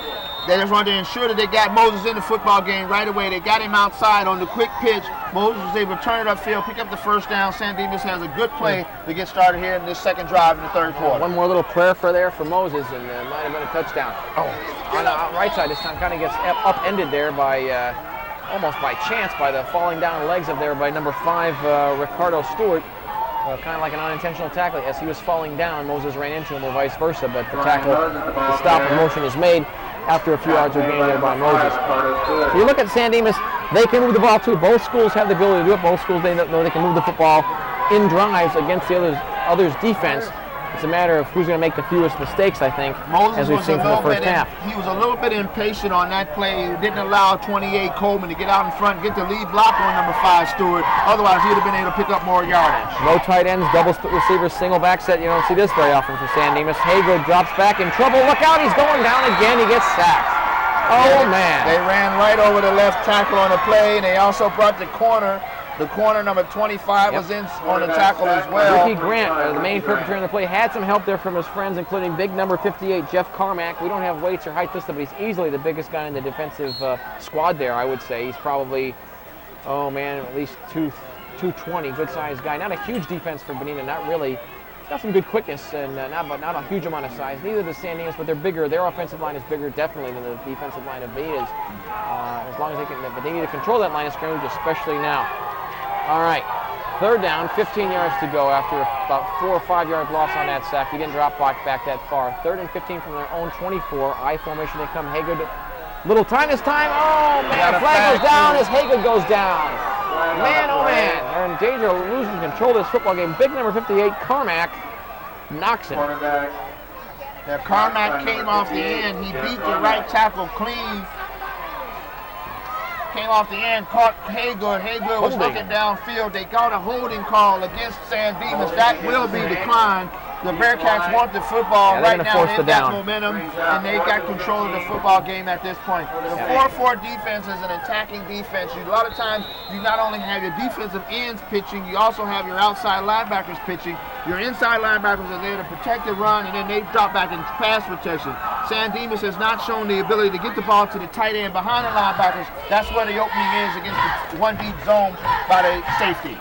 High snap, but BJ Litchfield gets off a booming punt. Booming punt. Man, it takes a bounce at the 37 and bounces back to about the 30. Beautiful punt. And BJ's done a fantastic job, and he should be named All-League, I think, for his kicking duties here, especially in the punts. He's done a consistent, fantastic job. He's doing a bang-up job getting his team out of some holes there, especially here. All right, Bonita setting up shop. First down and 10 yards to go here. 40-yard punt on the play. And they've got it at the 30-yard line. And they're going to keep it on the ground, definitely. You don't want to take any chances. Bonita's only maybe thrown it. I'm not sure if they've thrown it all today. Well, they have a couple of them. But especially with the lead and with the football, they're going to want to keep that ball and run the clock up as much as you can, even though it's still early. 4:14 remaining in the third quarter, 14-3 Bonita. And they come here with, let's see here, high set, weak to strong as the man in motion goes from the weak side to the strong side. And this is Houston, but Houston might have gotten back through the line of scrimmage, if that. And knocking him hard to the ground. Amongst others there is big number 61, Adam Maloof. Maloof also had help there from 32, Mike Spaulding. So good committee tackle there. Slowly getting up is the, looks a little bit dizzy getting up there is the ball carrier, Houston. 63 wound up with the football, it seemed. Maybe it was a fumble on the play or something. 63 is the lineman for them, for the Bearcats, and that is George Huerta. Might have been a fumble or something that we didn't notice. All right. After this play, I'll set that off. 2 yards. 2 yards were gained. Second down and 8 yards to go for at the 32. The I formation, 3-man wing set to the right backfield. This is once again Bellin, and Bellin in trouble there. And San Dimas converges before he's able to get any yardage. They push him out around the first down marker. Gustin on the stop. Number 2, Tony Belen, the ball carrier. Bellin on the stop. Number 10, Corey Haygood. Pardon me, Haygood on the stop. Haygood, of course, a both-way player here, quarterback and defensive back, and not involved in a lot of tackles, but does a decent job there. I'd like to set the Bearcat offensive line right now. Number 55, Steve Gustin. Number 62, Carson Anderson. 63, George Herta. Number 72, Jimmy Stansock. And number 77, Ernesto Garcia. That's the offensive line that's been opening up the hole for Houston and Belen so far tonight. Timeout for the Bonita Bearcats. We should mention that for San Dimas, that heartbreak loss just last week on Halloween itself, October 31st. They lost 24-21 in that overtime game here at home to Northview. Never beaten Northview since they've been in the same league together since '93. And it was a heartbreak loss for them. But it's a talented squad that San Dimas has had, but their playoffs hopeful fate if they don't win this game here tonight. But the thing is, you've got a defense that's doing a really good job. all season long. They've maybe not done as well tonight as they have in previous games. But bear in mind, this is the first week in 5 weeks that they have, let's see here, over the last 5 weeks, they have played 4 ranked teams. I was talking with their head coach before this ball game here, and Clark mentioned to me, Coach Clark, all of them are ranked schools. They played Covina, which of course won the CIF title last year, or was it 95? They won one recently, but they're perennially a contender in their league and often ranked by the newspapers and CIF polls and everything. And then after that, the Wilson game that we saw, they won a CF championship last year, 96. That's who I was thinking of. Still a talented school, even they had a lot of play over turnover. Then they played Northview, was a ranked school. Ganesia's the only ranked school that was the only school that was not ranked that they beat 7-0. And then South Hills last week. So they've had a chock full schedule. And this is the first break that they've had, but they might be losing control of this football game, but they got to stand the test right now. Not much yards gained there. Didn't take anybody out. They had 3 receivers to the left, but they run it right down the middle, and maybe a yard or two. You had in on the stop there, 56, and looked like 78. 56 is Jason Tugman. Yeah, that was a good stand by the defense of the Saints. That was what they needed. You wanted to go out there and talk to your defense as defensive coordinator and tell them, do not panic. The game is still in position for us to win it. We need to stop them right here. They were able to do that and forcing the punt. Punting indeed. 2 men back for the Saints. Stand inside there between the 30 and 35-yard line. Good snap there. A lot of rushing. Under pressure, but they get it off. A very high punt. And not much distance, but it takes a much-needed Bonita bounce. There will be no return, but it was a very short but very tall punt. And a very late flag is thrown. It's going to be unsportsmanlike, I'm sure, but I'm not sure who started that little fracas, but they got flagged, and it looked like Haygood is the guilty party. Haygood and Page for the Bearcats, number 54, were out there. That could be an offsetting penalty. Yeah, they might mark it out on both of them. And maybe they'll do it over here with... well, I don't know. It was after the fact, but we'll see. Okay, San Dimas, if they get the football right here, is in an excellent field position to get back to their running game, the bread and butter running game that they've got with Moses and also number 28, Coleman, coming through as the fullback. What they need to do right now is maybe talk to Moses about being a little bit patient on that off-tackle give play and allow number 28, Coleman, to get to that cornerback, number 5, Stewart, and actually make the block on Stewart, allow Moses to run outside of that block and try to take it upfield. He's been a little impatient on that play. He's doing a good job getting outside with the pitch play, but not on the handoff to offsetting penalties. Following the fullback on a fullback lead. Say personal foul. Unsportsmanlike, it looked like on Bonita, and unsportsmanlike and personal foul against San Dimas, but I'm not sure what the march-off will be, or if any, but it was offsetting penalties. Here comes the ref again. Let's see if he's just going to let it set. It'll be all set. They're going to place the football right there. First down, Saints. Hey, so really, it didn't hurt anybody. We just wanted to make sure that the flag was noted. We talked to both coaches about settling down their teams. Well, San Dimas needs to do something on this drive. Maybe not touchdown right away, but they need to show the ability to move the ball better than they have in the past. They've moved it, but they've hurt themselves with the penalties too. They've had quite a bit of their share, obviously, themselves. But they need to establish some momentum here on this drive. I think it's very key as we have 1 minute and 48 seconds remaining in the third quarter. They're down 14-3. Either they just come away with just a field goal or something, but they need to get something started to show that they can do it. Split receivers, very split, very wide I formation they come. Strong side to the right. Linebackers up tight out of the 4-4-3 for the Bearcats. Option, carrying it. Haygood with some daylight, look out. And he just kind of blizzards his way down for about 12 yards. He gets knocked to the ground there by number 25 for the Bonita Bearcats, Ricky Grant. He is one of the few seniors here on the defensive squad. Good job of tackling him. Haygood looked like he got out dangerously in the flat there, in the open there, Craig. And he caught up with him quite quickly. Ricky Grant, good job there, getting down quick and making the stop. It could have been worse damage. Well, Haygood was running the option back towards the San Dimas bench, and then he faked the pitch, turned and went against the grain, and that's what enabled him to pick up the first down. I see number 88, Jordan Nichols, in the football game at tight end. Maybe the coaches have seen an opportunity to exploit behind the linebackers on the passing game. Give us to the up man. This is Coleman. Coleman dragging a guy with him, knocks him to the neck, still on his feet. Finally goes down, pulling his way forward, carving out about a good 10 yards. About 11, enough for the first down. So San Dimas sticking with what gets them places, and moving the football. Just keep the penalties in check. Things can happen. Look out. Looked like they got blasted there by number 58, Jeff Carmack, amongst others on the defense.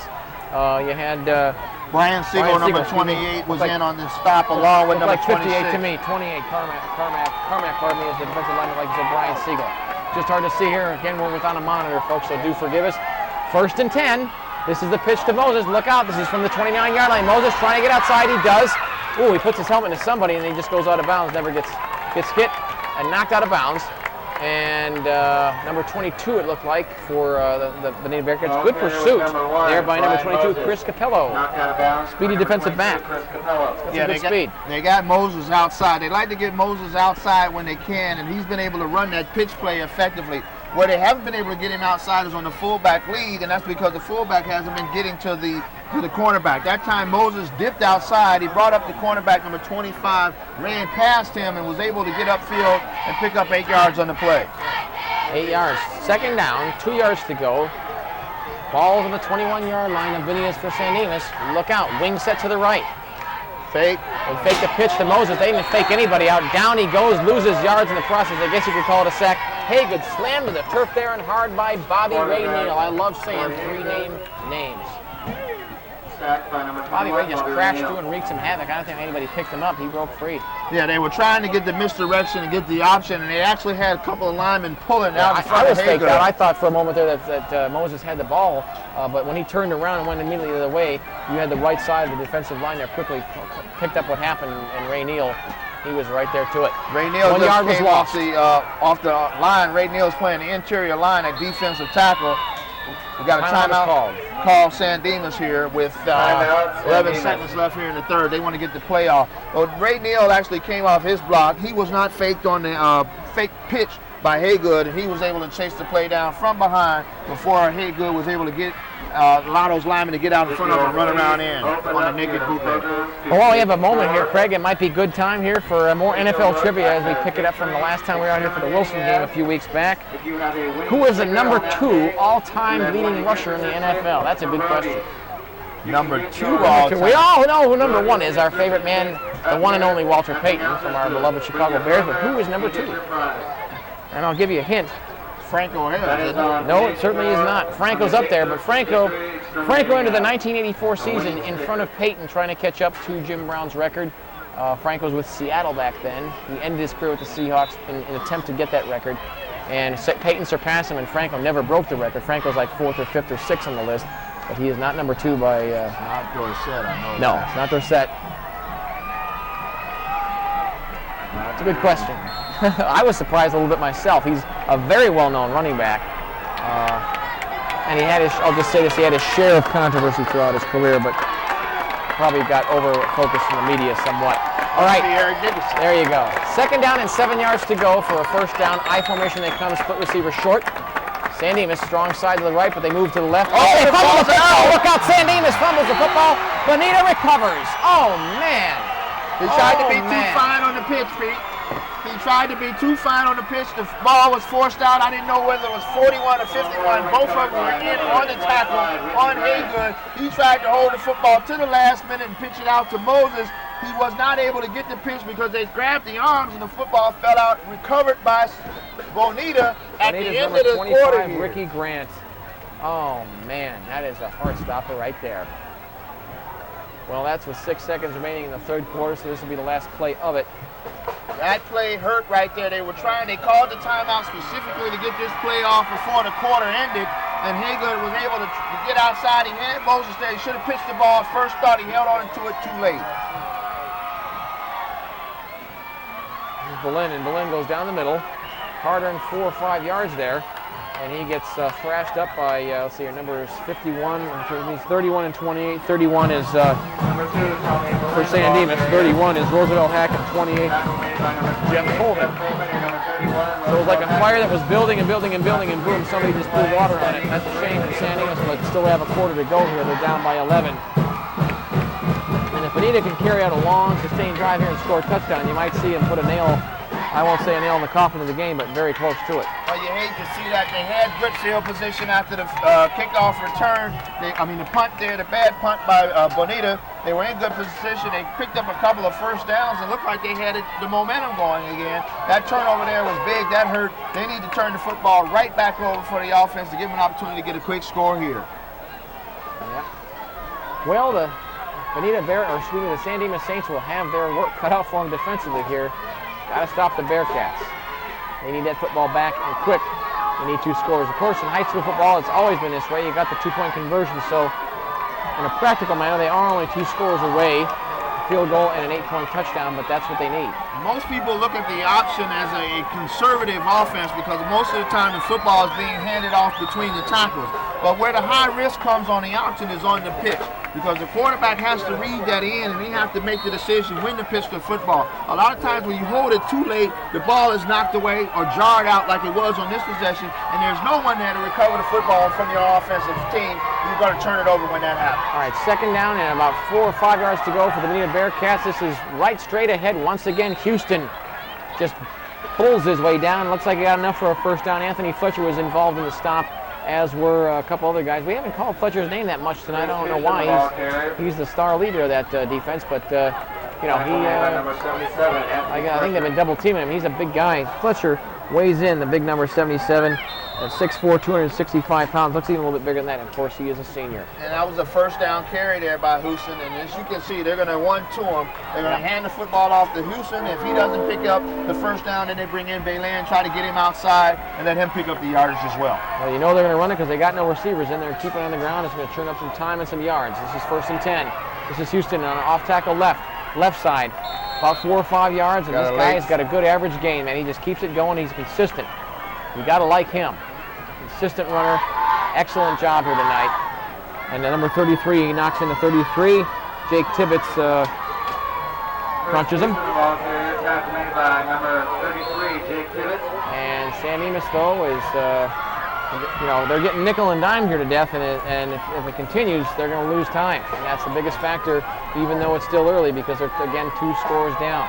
We need some penetration from the defensive line right now. They have to get it in the backfield and hit the ball carrier before he's able to pick up yardage. And again, you know Bonita's coming with the run. There's nothing else for it. There's no receivers in. This is Houston. They know it's coming, and they're having not the worst time stopping, but somewhat of a hard time stopping it. There you got Anthony Fletcher just smushing him there. And also, you got cracked there by Jake Tibbetts, too. Houston, a few times he hasn't gained much yardage, maybe a yard. That's what you need when you got your big senior defensive lineman in the interior line there. You need him to get in the backfield and destroy the play. That's what Fletcher was able to do that time. Tibbetts was able to come in for the cleanup in, and now it's 3rd and short here. This is the play right here. This is the money play. This is going to be a big play. This is a key play of the game. This is 3rd down, 2 yards to go. Bonita football at the San Dimas 45-yard line. They come with a full house backfield. A little bit of jumping by San Dimas. Oh man, there's the flags once more. And that's smart because it was 3rd and 2. That's going to give the Bonita Bearcats an automatic 1st down. Yeah, and you hate to see a senior make that type of mistake on the play. Man, oh man. And this guy has been playing his heart out in his career for the San Dimas Saints throughout. He's made major plays. This time he came off sides, made contact, and that's what drew the flag from the official. He made contact. Of course, if you've seen it, we've all seen it in watching football, you know, watching NFL games on TV in college, and you and I watching a lot of high school games together, Craig.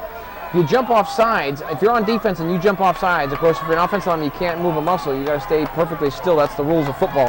But if you're a defensive lineman, you jump off sides and you get back out of the neutral zone before the ball is snapped, but don't hit anybody, it's not a penalty, as long as you're back in time. But that wasn't the case because he did hit somebody. Going in motion is number 2. Flags are thrown and whistles are blown. We got a penalty on the play. Number 21, Bobby Rainiel went in motion, but let's see what the penalty is. I think that is going to be against the Bearcat. It looked like it was 2 men in motion at the same time. You can only have one offensive back moving. Number 21, Ray Neal, came out. Looked like he was going in motion to be the lead blocker on the play. Looked like the fullback moved a little early as well, as he knew he was going to be carrying the football. Bonita's still alive, though. It'll be 2nd and, we'll call it 15.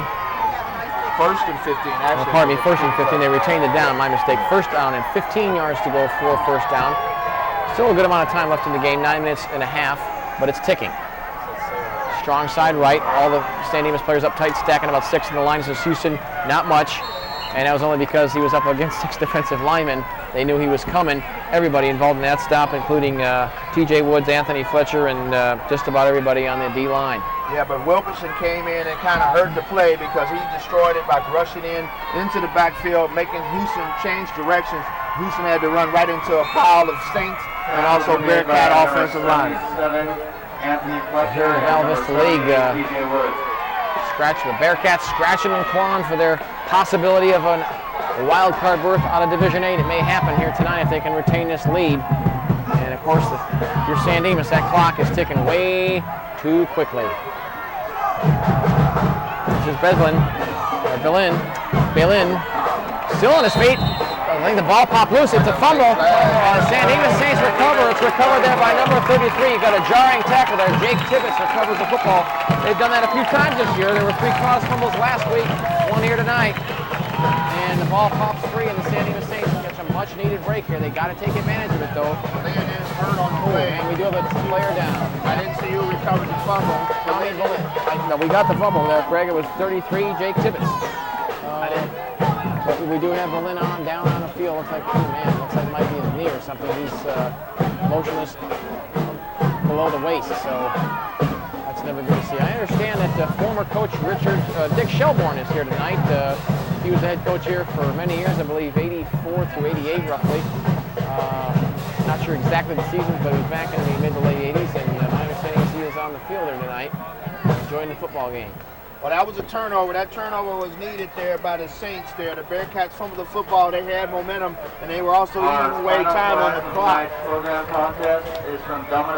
The man was held up by a couple of Saints, and he was hit. That's when the football came out as he was struggling for extra yardage in the play. Tibbetts did his job by recovering the fumble. Right now, we're going to see if Atlanta will be able to get up and walk off the field here. I certainly hope we are. We got Coach Clark even there looking over there. You see him in the shorts and the blue coach's coat over there. Seems like a real nice guy, class guy. Talk to him every time before we've been out here for games, including tonight. And he's running a really good program over here. He's getting the interest stirred back up in the community over San Dimas. You know, their JV this year has only lost 1 football game. He's really excited about the new talent that's coming in next year. Although this is a young squad, they don't have a lot of seniors. They all have a lot of returning guys who've played leading roles this year. Brian Moses, of course, will be gone. He's a senior. But you got Haygood, who's a quarterback. He's only a sophomore. You got B.J. Litchfield will be leaving, the great kicker here for him. But they got a lot of guys who will return and who are somewhat of effect this year. Should be even bigger one next year. Oh, this is not looking good. We got an ambulance on the field. This is, what can you say? It's never a pleasant sight. Oh, man. Number 2 again is the man who is down, Tommy Belin. He is listed as a tailback and a defensive back. He is a junior. And we don't have any heights or weights listed, but looking from Belin's height and build and weight, I'd say he's about 175 or so, a good 6 feet at least, tailback type. And they're pulling out the stretcher, and I'll take him off on the stretcher, unfortunately. It's hard to see what they're looking at. The guy is right in my sight line, hovering over him. So I really can't tell from this angle what is actually hurt on. I think we're getting word here from the press box. Some of the help in the press box here, young man next to me is telling me it's his neck. And while there's of course all parts of the body that are delicate, that is one of the most delicate because they have a lot of muscles and you got a lot of muscles and arteries in there, and that's looks like very delicate part of the body. Field. Could be a parent. We've got a bunch of guys, assistant coaches on the Bonita side and trainers on both sides. You see the head coach there. The guy in green there you see is the head coach for Bonita. It could be his mom that's out there on the field. Yeah, the guy in green in the dark, in the forest green shorts and a shirt, and he's a young guy too, is Larry Hatley. I'd say he's only in his late 20s. It's good to see some of that young as a varsity head football coach. I judge him to be about 28, 29. Yep, that's got to be the mom. Yeah. And this is a serious injury. The paramedics are here. They're going to take their time in moving him. They want to ensure that they do what they can to make certain that they do not further his injury and get him out of here and get him someplace where they can stabilize everything and find out if he's hurt real bad. One good thing about San Dimas, we're right in the neighborhood of a lot of hospitals here, not far from any of them. And we'll see. The suspicion is the neck. But that's not confirmed, but it looks like that's the likely part of the body that is the where the injuries occurred. And again, this is Tommy Belin, the junior tailback and defensive back for the Bonita Bearcats, who is down. I can't see from this angle. I'm sorry, we can't give you a better. We got the van and a bunch of people right in front of us, so we're still trying to see and confirm that it is a neck injury. But if you see him secure that part of the body when he gets on the stretcher, when they put him on, that's indeed what it is. This injury, unfortunately, comes. Every injury, of course, is unfortunate. It comes with 8 minutes and 33 seconds remaining in this football game as the San Dimas Saints are trailing 14-3 on their home field. Ooh, man. Of course, that's a risky play when you play football. Unfortunately, every parent of a player has got to sign legal guardian has got to sign a waiver before the football season begins. I think even before practice begins. 3 weeks before the season begins in the summertime, absolving the schools and the school districts of any liability if their sons get hurt playing. That's just a policy that CIF has, and if you don't sign it, your son doesn't play. So that's something that is standard for every team, every school, everywhere throughout the Southland, all counties, everywhere.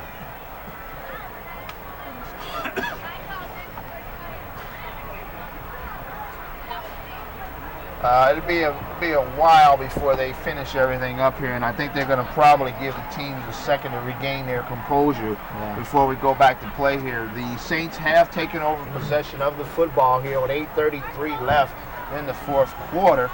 They are in position to get back in the football game, but right now we want to ensure that we can do whatever we can to get this young kid, Tommy Boleyn, who's played a good, hard football game tonight, off the field and see if we can get him recovered, get him back in shape as quickly as possible.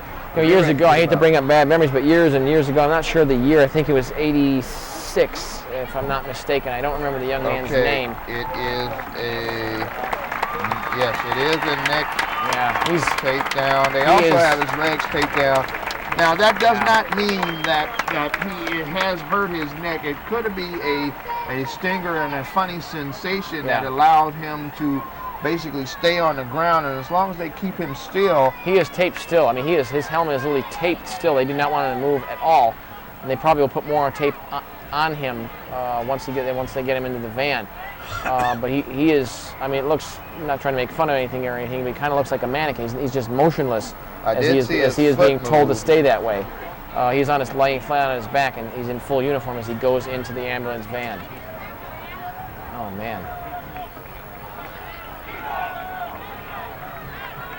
That's one of those things that every player kind of in the back of his mind knows, whether you're in high school, junior college, major college, small college, major college, or the National Football League, that could happen to you at any time, at any play. And that's kind of one of the reasons why I don't really fault National Football League players for making as much money as they do, more than any other athletes in any other sports. I think football players deserve it because their bodies take such a punishing, such punishment over the course of a season. There's not one guy in the NFL who's not aching at the end of the year, even if they're not seriously injured.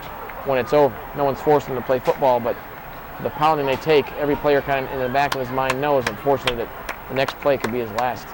But we certainly have to hope that is not the case, though, of course, here for Tommy Boleyn. That must be Miss Boleyn that is getting into the ambulance with her son. We hope that he heals up quickly and that he gets to come out here and finish up his career next year, or possibly even next week if there's another game for the Bearcats. Not to bring up sore memories, but I believe it was 86. I could be wrong on the year, but that's a long time ago.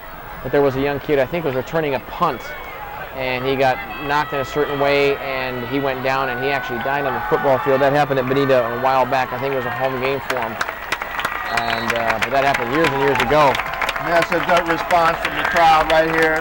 Although he can't hear it, he gets an opportunity to look at this game. He'll know that everyone respected the way he played the football game tonight while he was healthy and out on the football field playing for his team. All right, well, let's just go with Tommy Boleyn and his mom, and as they pull the ball back, comes out of that. So San Dimas is back after a break there with an injury. First down and 10 yards to go. At their own 37, they need to move the football. They're in I formation. Receivers are split short. 5 men to the line for the Bonita Bearcats. The linebackers are up tight. A lot of pressure. Haygood tosses it. It's complete. This is Moses back. Well, he can't really get much. The pass is complete, but they probably lose yards in the process. 41, Derek Bishop blasts him. number 10, Corey Higgins. Yeah, and Bishop did his job. He had the single key on Moses on that play. They tried to hit Moses in the flat on the screen. Good penetration also from the defensive line from Bonita, and that play had virtually no chance to work. They're going to be a little bit inspired right now. They just saw one of their teammates go off the field on a stretcher. They want to ensure that they keep control of this lead tonight and try to take the win in and say that they can do it for him along for themselves. A few yards lost there. Second down, 15 yards to go at their own 32. Same formation. In motion goes number 22 for the Saints. 22. DJ Hackett. Corey Higgins steps back, cocks his arm, incomplete. It was underthrown. It was intended there for Mr. Motion Man himself, DJ. Incomplete. And that was a good throw by Hager at that play. 22, Hackett ran more of a fly pattern. The ball should have been aired out to get it a little bit closer to the sideline to give Hackett an opportunity to make the reception. He threw it as if he was throwing a turn in, a deep turn in, and that was not where Hackett was running his pattern. It could have been a little bit of miscommunication as well on the play. Incomplete. So San Dimas, 7 minutes 38 seconds remain. They're down by 11, but this is a classic case of a squad, an offensive squad being taken out of its game. Got two new guys in the backfield there. Neither one of them is Moses. Little bit of motion. I think the guilty party was number 32, the up man.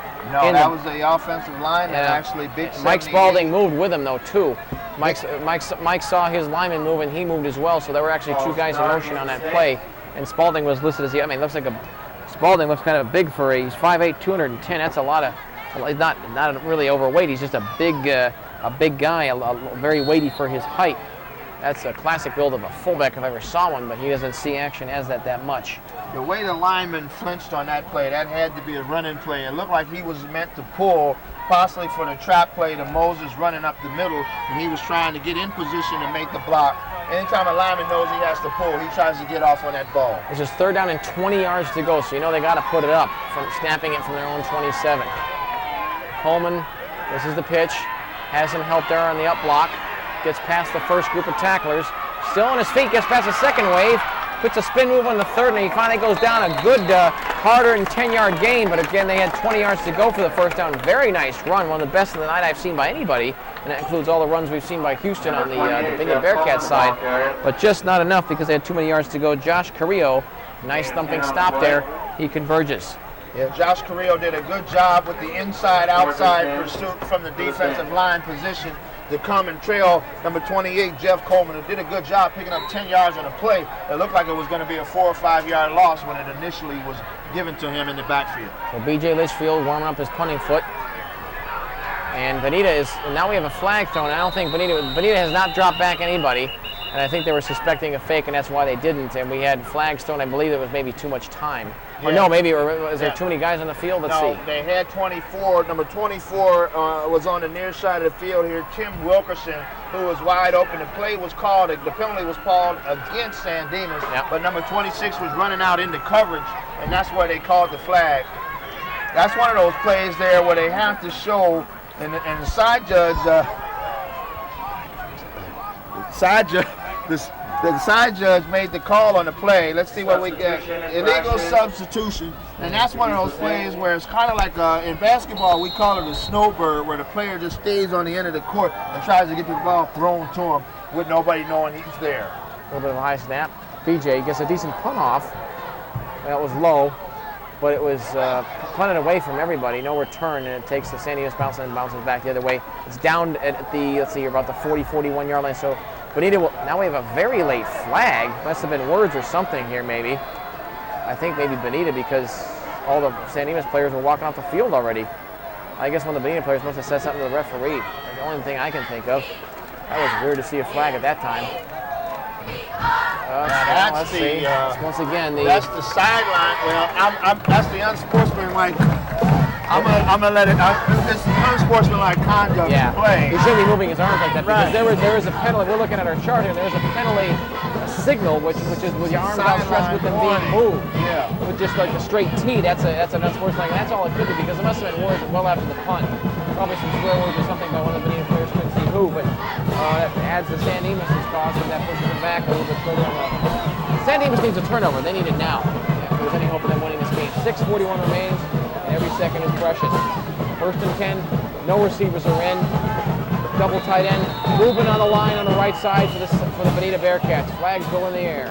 And now you see with the clock ticking down, the Saints here on senior night, they're getting a little frustrated, but it's actually the Bearcats who are losing their composure. Legal procedure of that time on that play. Dimas is actually picking up yardage simply by keeping their composure. If they can turn the football over real quick here, they're still not out of the running for winning this football game. No, they're not. And they just got to make it happen themselves now. They've been forcing fumbles throughout the season here in certain games, and if they ever needed to do it, it's now. One thing that has definitely gone San Dimas' way up to this point in the season is the plus-minus ratio for turnovers definitely been in their favor, about over 10 in their favor. That'd be a good thing for him all year long. The bruiser himself, Mr. Houston, gouges his way forward for about 2 or 3, and he just plunks into guys downfield. Down at the Corey bottom. Haygood and big number 78, TJ. Tim Wilkerson also at Mr. the bottom. TJ of the Woods and play. Wilkerson, and Houston just keeps coming back for more. He wears out defenses, and he's got to be a tired guy after a ball game too. And let's see here, they've got it marked 2nd down and 11 yards, about 4 yards gain as it was 1st and 15. This ball is resting at the 25-yard line, 2nd and 11. And Bonita, really all they kind of care about is just melting that clock down. We're at 6 minutes, half a quarter to go. No receivers in again, eye to the right now. Flags are thrown and whistles are blown. Yep. This is getting out of hand. It's inside the line, offensive lineman shifted early. And that play was blown by every official on the field. Yeah. Everybody's flags got out. They wanted to make certain that their official flags had smudges on them since we're playing for the SmudgePot. I got to sit down. I've been standing all night here, Craig, and it's time to rest my rear end. So you look at the San Dimas Saints, a little bit of dejection on their side, but they got to keep it in their minds mentally that there's still hope, even though it's fading. There is still hope. If I see another penalty flag, they're going to want to force it down to get that ball back. Well, as many penalties flags that we've seen on here, every referee probably is going to get paid by the dirt and grass spot because there's a lot of smudges out here today. Yeah. Again, double tight ends are in. Now we have a timeout. Yep, we got a timeout call. I guess he was afraid there was too much time going to be taken as the quarterback, Brett Johnson, has called timeout. Brett has not thrown that many passes tonight, maybe 3 or 4 at most. They haven't had to. The running game's been working. Don't have any stats in front of us, Craig, but I would say that they've, especially with that broke-free run that they had about 50 yards or in the 3rd quarter, I'm judging the Bonita Bearcats to probably have a good solid 200 yards on the ground tonight. It's probably not underestimating it. I would think that's a pretty good call. About 200 yards gained, and running the football tonight is pretty accurate. Houston got 50 on one game, and they've also been able to run the football very effectively throughout tonight on their scoring drives. Yes, they have. I'm looking through the program here, San Dimas' game magazine program. And one thing I was talking about with Coach Clark before the start of this game, he says, because it might be an old adage or what have you, he says, but one thing, the reason for the growth of our program, our moderate success and the growth of our program has been the great cohesion and the great unity of the assistant coaches that he's got. He's got a great staff. He says it's probably the best staff that he's worked with as a group together, and he's very proud of that. He feels that they've really got the best assistants. There's not a better group of assistants. The kids have really bought into what the coaches have brought and taught to them, and it's very important. He's got a great staff, and he's really proud of them. It's great to be a part of that staff as the head coach, which includes Rick Martin, Mark Haygood, Omar Aresti, Anthony Fernandez, Lonnie Valentine, Kevin Grist, Tom Keller, Dan Thornton, Brian Murphy, Mike Goodwin, and Dan Hollingquist. This is a sweep to the right, and it gets a few yards. And Fletcher ran that down at the line of scrimmage there. Pretty much no gain on the play. No gain as Houston just gets kind of caught from behind by Fletcher. He shows some speed there for a big guy. Anthony, like I said, I was talking with the coaches, and this is no surprise. Anthony Fletcher, although he hasn't had the best game tonight, he's being pursued by virtually every school. You name it, Big Ten, Pac-10, WAC, Atlantic Coast Conference schools, and major colleges. Everybody wants this kid. He's got a stack of mail at home. 3rd down and a few yards are gained. 3rd down and 12 yards to go from the 23, their own 23 for Bonita. This is the other side here. Houston, he kind of clunks bodies there with Jake Tibbetts, and he goes down after that. Tibbetts was the initial perpetrator on the play, and then finally ensuring that he was down with DJ Hackett. And again, a good head of steam going there for Houston. He's so reliable, 3 or 4 yards here on every gain tonight. And Bonita will be punting with 4 minutes and a half and ticking here. St. Dimas has got to get that football back in their hands.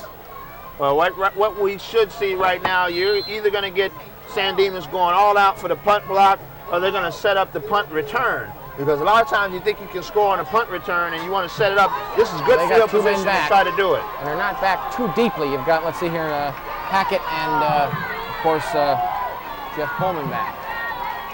They await the snap.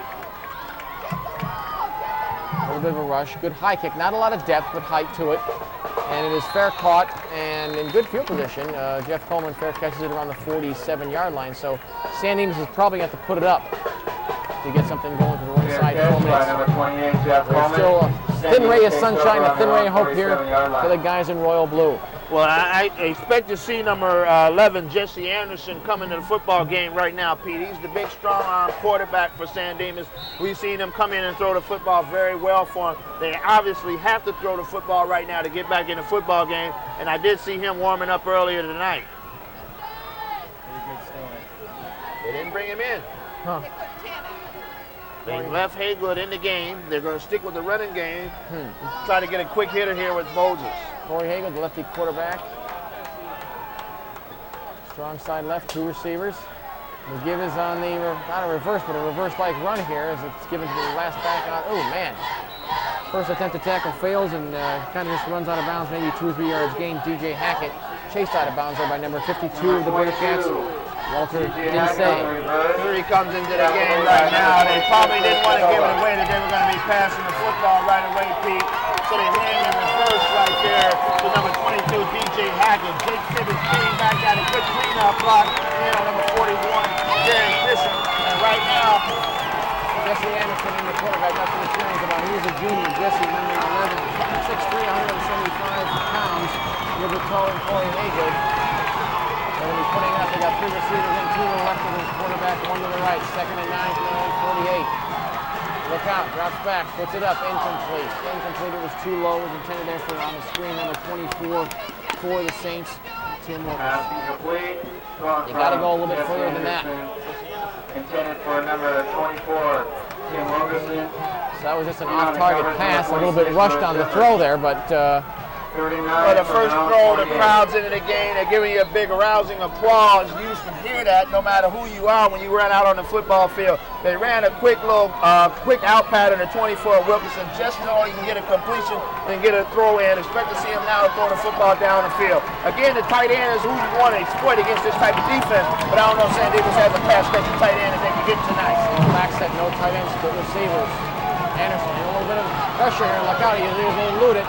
Rolls to his right, puts it up. Oh, man, just a little bit high there. Just a little bit high. It was intended there for, once again, Jeff Coleman. He kind of had to push it out of his, it was too high for him to catch, so he just kind of he got a hand that kind of hit him in the wrist or on the palm there. Well, he kind of just deflected it up so it wouldn't be intercepted, but and if Coleman was just a couple inches higher or taller, maybe it would have been a different story. Well, you pretty much have to go for it right here. It's 4th down. You've got 8 yards to go on the play with approximately 3 minutes and 30 seconds left to go, and you got to get 2 scores to get in the football game. He brings in both his tall receivers from the sideline right now, calls the play. He still needs a quick hitter. I would say the tight end would be where he want to go on the football field because of the pursuit of the linebacker, but they haven't run anybody down the center so far to try to hit him for the completion. This is the play. 4th down and 9 from the 48. They're of their own 48. High formation they come. A little bit of a trip in the backfield. And he's being chased out of the pocket, and down he goes. It's a sack. They lose yards. He gets smothered there by Ricky Grant, who's had a couple of key plays here tonight. Right there, Grant on the sack. And the St. Dimas Saints will turn the ball over on downs. Field position is excellent for the Bonita Bearcats, but they'll probably just work on the clock as 3 minutes and 21 seconds remain. If you're a St. Dimas Saint fan right now, Craig, your hopes are really on the ropes. Well, the penetration came up the middle from their defense. They ran a straight bridge. They brought both the inside linebackers. Anderson did a good job of eluding the initial wave of the rush. Then when he rolled back to the near side of the field to try to throw up the field, he was brought down from behind by number 25, Ricky Grant, on the play, and that pretty much killed the hopes of the St. Dimas Saints tonight. Well, they gave it their all in their effort. They again, penalties were a factor on both sides here tonight, both squads. So you really can't single out penalties being the only reason why the San Dimas Saints will probably lose this ball game here tonight. That's not the only thing, because Bonita certainly had their share of their penalties against Flagstone their way too, where they hurt their own cause. But it was a matter of, especially at the end here, where San Dimas, of course, you know, when you're a ball control offense, Craig, as really both these schools seem to be, it's going to be a case of one of these schools being down is going to be taken out of their game, as San Dimas was at the end. And you can see they're a little bit uncomfortable throwing the football, although they do here and there in the course of, ball control. It's mostly short passes and that type of thing. But that's not their thing. And once you get to that point where you throw it out of necessity, it's something that, I shouldn't say that you can't do, but you're uncomfortable with, because that's not the type of offense you do run. That's not the type of offense you want to run, but it's the type of offense you have to run when you're in a situation like that, and that's what they found themselves in. Well, right now you can hear the fans from Bonita who came over here tonight giving a little bit of the old hey, hey, hey, goodbye song, as they know they're going to maintain possession of that SmudgePot after the victory here tonight. Although we don't have a final score, they have 2 touchdowns lead, and unless they turn the football over, they should be able to maintain possession of the dirty, nasty, rough, beat-up SmudgePot. Well, you know what the SmudgePot's all about. We'll get to that in a minute. Here's a snap. It's given to the back man. This is Houston. Houston's got to be well over 100 yards for tonight. He's probably got 150 to his name. He gains about 2 or 3 more there. He kind of falls forward. Main perpetrator in the play was number 24 for the San Dimas Saints, Tim Wilkerson, but Houston just kind of falls forward. The point is, the SmudgePot, of course, this whole area used to be orange and lemon groves, mostly lemons, and SmudgePots during this time of the year, and as it gets colder in the winter months, would burn with, tar in them to keep the orchards, the fruit orchards warm, so the fruit wouldn't freeze at night, to keep the crops intact. So that's what a SmudgePot is, and it looks like it will be retained by the Bonita Bearcats here in '97, at least in the world of football. Flags are thrown and whistles are blown, and I think we got a too much time call. That is the case. And as I said, a dirty, nasty, beat up, dented up SmudgePot, but it's not what the reward is what you're playing for. And a lot of times you can see from a game like this, a SmudgePot game, something that doesn't really have a lot of value to you and I, but it has a value to these players out here, and that's why they come out here and they fight for 24 minutes to try, for 48 minutes to try to get. I remember a whole decade ago, 1987, the SmudgePot used to be played when it was a pre-league game, when Bonita was in the old Hacienda League, which no longer exists.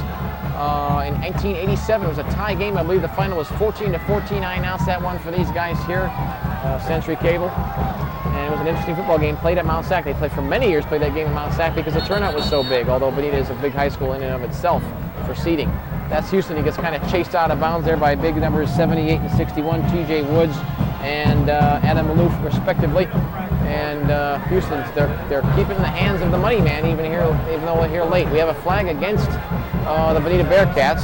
What else is new? And inconsequential at this point, as we have 2.5 minutes really remaining in this football game.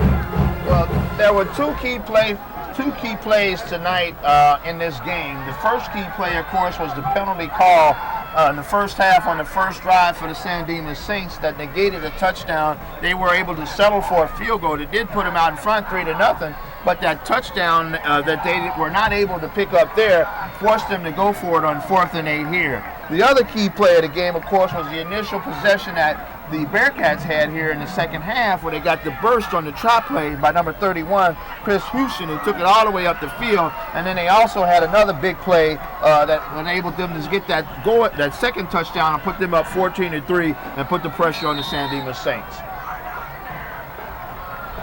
If you're a coach and you want your players to stay away from penalties, this is the game that you show them and teach them how not to do that. How to stay away from penalties. Don't do this. Put the tape of this game in the VCR. All right, 3rd down and 8 at the 33, Bonita football at the San Dimas 33. This is Houston down the middle. And Houston is short of the first down. He gets stumped there by a multitude of blue shirts, including Coleman and also Tibbetts. Fletcher also smugs him. And you might see maybe the Bonita Bearcats just go for it, or maybe even kick. If I'm the Bonita Bearcats, I don't want to risk kicking a field goal for having it blocked and run back. So I might just I think they'll run the probably football. run the clock, run it up the middle, take off as much time. And even if they miss the first down, they'll probably be still in pretty good shape. So coming off the field there is TJ Woods. He is sub 4. Again, double tight ends are in. You know, they're going to run, no receivers. And then you got a timeout? I mean, come on. Timeout. People want to go home by now. I don't understand what their quarterback is thinking. You know Brett Johnson is a junior, but he's been playing all year. You know at this time of game, you just want to get the snap executed, run out the time on the clock, and get out of here with the victory. You want to get on the bus and enjoy your victory with your fellow teammates there. There's no reason to call a timeout. You're not trying to score here. You're not trying to gain any yards. I guess, you know, it was within 5 yards. Are they trying to draw the defense off? What does it matter at this point? Well, that's kind of weird. Well, whatever. We're almost at the merciful end here if you're a San Dimas fan. And good effort, though, by the Saints. Let's not take away that. I mean, they had some things that were clicking. Moses was moving with the football, made some good moves tonight. The line was opening up some holes. You had Coleman there, Jeff Coleman doing a good job here tonight, both offensively and defensively. He's always one of the mainstays, one of the good ball play players, a good quality game from him. But they just had too many problems. And Bonita had their share of problems, too, with the penalties. Both sides did. But they came at really inopportune times, mostly for the San Dimas Saints, and that's what really did them in. Plus, they were a little bit more controlled on the line of scrimmage, I would say, than they controlled the line of scrimmage versus Bonita. Bonita really kind of took care of that today, and especially offensively, carving out the yards and the holes there for their money man, Mr. Houston, and a few runs by the injured Tommy Boleyn. So that's been the name of the game here tonight, plus the key turnover there earlier in the game where San Dimas was threatening and it ended in nothing. Sam Porter, number 51, Chris Warren, number 51, and number 64, Joe Mastro Simone were in on the tackle. So you've got a first down for Saints. They'll have one last gasp at it here with 1:19 remaining. They're down 14-3. And they come with double split receivers on both sides of Jesse Anderson. Single back set is Morris. Morris stays in the block. Anderson trying to get some time, puts it up but short, and I think it's caught, but is it caught out of bounds? Reception made inbounds. Made inbounds. I think it was caught there by number 88. 24, Tim Wilkerson made the catch there. Number 24, Tim Wilkerson. It was Tim Wilkerson, I think, on the catch. Cuts out of bounds right away, but only gains about 4. Or excuse me, about 6. It'll be 2nd and 4. Well, they won 12 on the clock, so you're going to try to get it down as quickly as you can and get it in for the score, and then try an onside kick. That's the only chance you got. Well, you got to get 2 scores. Stranger things have happened. It's a sack. Jesse Anderson goes down. He gets clocked there by number 25. 25 is the safety man, Ricky Grant. And 58, Jeff Carmack came in with the penetration up the middle of the field, forced him into number 25 for the cleanup there. Actually, Ricky Grant is a defensive end, but it certainly looks like a safety to me. He lines up as a defensive end, though. Clock is running. That's a complete pass there. Throws it right back to the official to get it back quick here. 24, Tim Wilkerson. It's caught maybe a few yards. I think they're still short of the first down there. And San Dimas calls timeout. So they're going to get every last drop out of this game that they can. I think we're not going to be home till Saturday. 4th and 5 right here. Coach Clark probably wants to execute here. Give his players an opportunity to get something positive before they walk away tonight. The seniors' last home game, you probably want to go out and talk to them and tell them how proud you are of them. Appreciate your effort that they gave tonight. Tell them that they don't have anything to be ashamed of as they represented themselves and their school very well tonight here. And this beautiful night for football. Yeah, it's just beautiful. It was an excellent night to get out on the football field and play. It almost makes me want to put the pads, on second thought, it makes me want to come out and sit and stand and watch them play. Well, it's too bad you don't have any sons there, Craig. I know you'd be a proud Booster type of dad if you had some sons there. But we got the next best thing. We got announcing football, and that, in my opinion, is even better. That's my thing. It's my passion. What can I say? 4th down and 4 yards to go for the Saints. You can see the Bearcats with the dirty now with the SmudgePot, and they're parading it around already. A little premature, I think. Retain possession of the SmudgePot. They had it last year. They will continue to keep it at their school over there on D Street in Laverne another season. A little premature, I think. Might be a penalty flag thrown before we get out of here today. Could be. Trips left, and then Coleman goes in motion to the right. He goes skyward, and it's complete. It's caught. He's got some room. The tight end makes a catch. Finally shoved out of bounds past midfield. That was number 88, Jordan Nichols, 6'1", 185-pound junior. Nice catch there. I hate to say it, but that's something that I said has been there all night, and they used it on a 4th and 5 play with 33 seconds left to go. That was something they could have used earlier when they turned the football over on downs on 4th and 8. And that's something that you can conceivably use in a ball control offense, because that's not a long gaping game. That's a good ball control passing game. While we have a chance, let's mention the assistant coaches here for the Bonita Bearcats. We have mentioned San Dimas as Steve Robles, Alan Cassis, Leroy Johnson, Ray Austin, Donnie Fuqua, and Randy McCook. We have the ball in play here. First down, 10 yards to go for the San Dimas Saints. Ball's at the 48 of Bonita. Split receivers, double set. Double split receivers. Stays in the pocket, puts it up, it's complete. And immediately he gets knocked out of bounds. More than enough for a first down, about 13 yards on the play. Threaded there to Jeff Coleman. Nice pass by Anderson. Drive is still alive with 23 seconds remaining. Doing a very good job of working the sidelines as well as picking up the first down. Now they got the football down in position where they can take a couple of shots for the score here.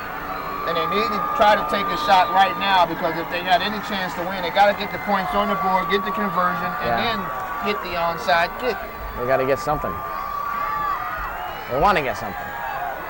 Watch for a clear-out pattern here. I'm surprised they're not going shotgun, but that's the way they do it.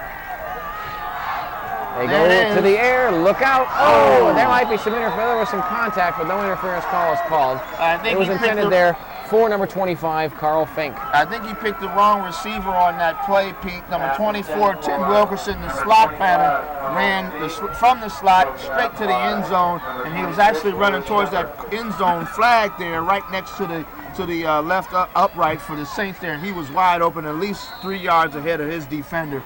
They would have had the score if he went to Wilkerson instead of going to number 25 on the play, and number 25 is Carl Fink, who we know is doing a very good job, especially on special teams for the Saints. So the guys with the fleur-de-lis cross on their helmets. The San Dimas Saints have 17 seconds remaining as it is 2nd and 10 from the Bonita 36. Dropping back once again is Anderson. Right down the middle, he puts it up. It's nearly intercepted. I thought it was for a moment there. Knocked down to the ground there by 28 of the Bearcats, 28, Brian Siegel. Yeah, Brian Siegel did a good job reading the quarterback's eyes there. They were trying to throw the ball to Coleman as Coleman was going to the post pattern there, but you got to clear out that safety, that free safety. You got to clear that out if you're going to run that post pattern, and they weren't able to do that on that play. That's why it was almost picked off. So it's right down the middle. 3rd down here. They got maybe a chance for 2 plays to get it in. Yeah. Watch for the jump ball to 31 Hackett, I think. They're keeping the fans in the stand, that's for sure. He's got time out of the pocket once again. Beautiful spiral pass. Look out. And no flag. No flag. I'm kind of surprised at that. That was intended there. There was some pushing and shoving in there, but maybe it was unintentional and non-flagrant. There's no case being made by number 31 Roosevelt Hackett. I think he kind of knocked into him after the ball had passed through, which is basically the rule. He did. There was contact, but maybe it was after the ball had passed or as the ball got into the area. But there was no flag thrown. What do you think? I think that was just plain and simply a blown call. If the game was a lot closer, the referees would have been hearing quite a bit of yelling from the San Dimas sideline. Yeah, you're right about that. So I think the referees just want to get home already. It's 5 seconds remaining in the football game. It's 4th down play. This hopefully will be the last play of the football game. Unless we have a conversion. Stranger things have happened. Isn't that a fitting ending to this football game, Craig? A dead ball foul. Again, the referees have their own smudge pot that they're going to be going for. They probably got a pool out there to see whose flag is the dirtiest at the end of the game. And the side judge wanted to make certain he had one last shot at getting his entry. And we have a... Excuse me, I didn't see the failure to wear required equipment play. We have seen some strange penalties here tonight. Is there a full moon out there, Craig? Failure to wear required equipment. That is a strange penalty, especially for being a last play of the game. Well, here we go. 4th down and 5 yards to go for a first down like it matters in the last play of the game. There's the blitz. Is he going to get sacked? He's trying to put it up. He puts it up. It's complete. They tried to run the old hook and ladder. Yeah, Wilkerson picked up the ball. They still haven't blown it dead. No, they haven't. And now that's taken into the arms of Tim Wilkerson, and Wilkerson was a complete pass and kind of shoveled back there. And Wilkerson is tackled out of bounds basically by number 26 of the Bearcats. 26 is Lewis Shepard. And Shepard leads his flock to a victory. Well, as the Bonita Bearcats are victorious on the road here, maintaining the SmudgePot for another year here. The final score from the San Dimas High School Football Stadium, the Bonita Bearcats 14 and the Saints 3. And while it was an interesting football game at times, it was a sloppily played game in many ways on both teams. And you know, it could have been a different story in a lot of ways. Of course, it had the unfortunate incident of an injury and a penalty at the most inopportune time when San Dimas had the biggest threat going late. I think it was in the late third quarter or early fourth. What it all boils down to is the execution was not what it should have been, really on both sides, but especially San Dimas, obviously, since they lost. But at least it was an exciting game at moments, but kind of an unusual football game as a whole. There you see senior captain number 51, Steve Page. He's parading around with the SmudgePot tonight.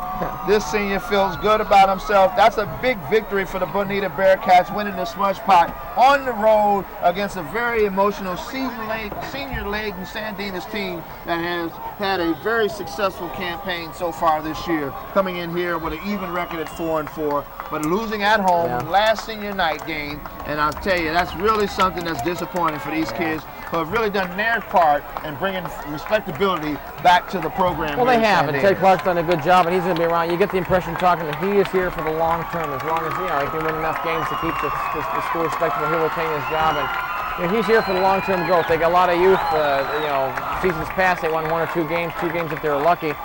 And it's a little bit different now.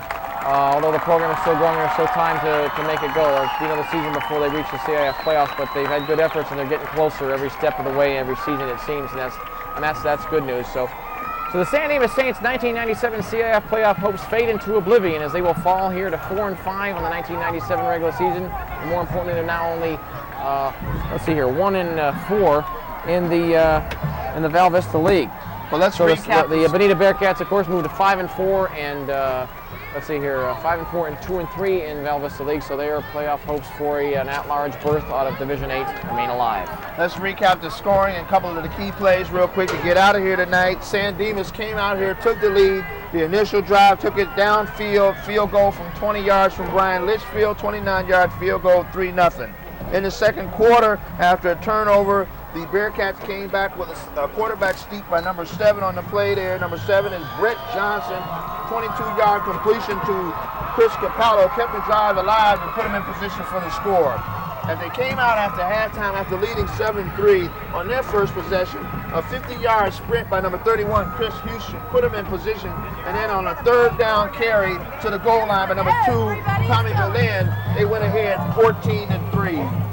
San Dimas was not able to put any offense together here in the second half. Therefore, they walk away a loser tonight at home for the SmudgePot spot, I should say, 14-3. Well, we will say goodnight here from San Dimas High School, folks. My name is Peter Pigskin. I want to thank you for joining us here. It's the last San Dimas game, unfortunately, we're doing here for 1997. It's the last home game of the year. So we'll be out here, I'm sure, next year at least twice, maybe 3 times like we were this season. But we want to thank everybody for joining us. And you folks have a good off season. And until then, folks, we'll be back. And the San Dimas Saints, we'll see them in the other year's development there, Craig. They should have some more experience on their belt. A lot of these guys coming back. It'll be interesting to see a lot of these guys grow into a role, maybe taking it to the next step in the CI playoffs under the good man, Coach Ted Clark, the PE teacher here on campus. Well, thanks for joining us, everybody. We'll say goodnight. Until then, we'll see you later.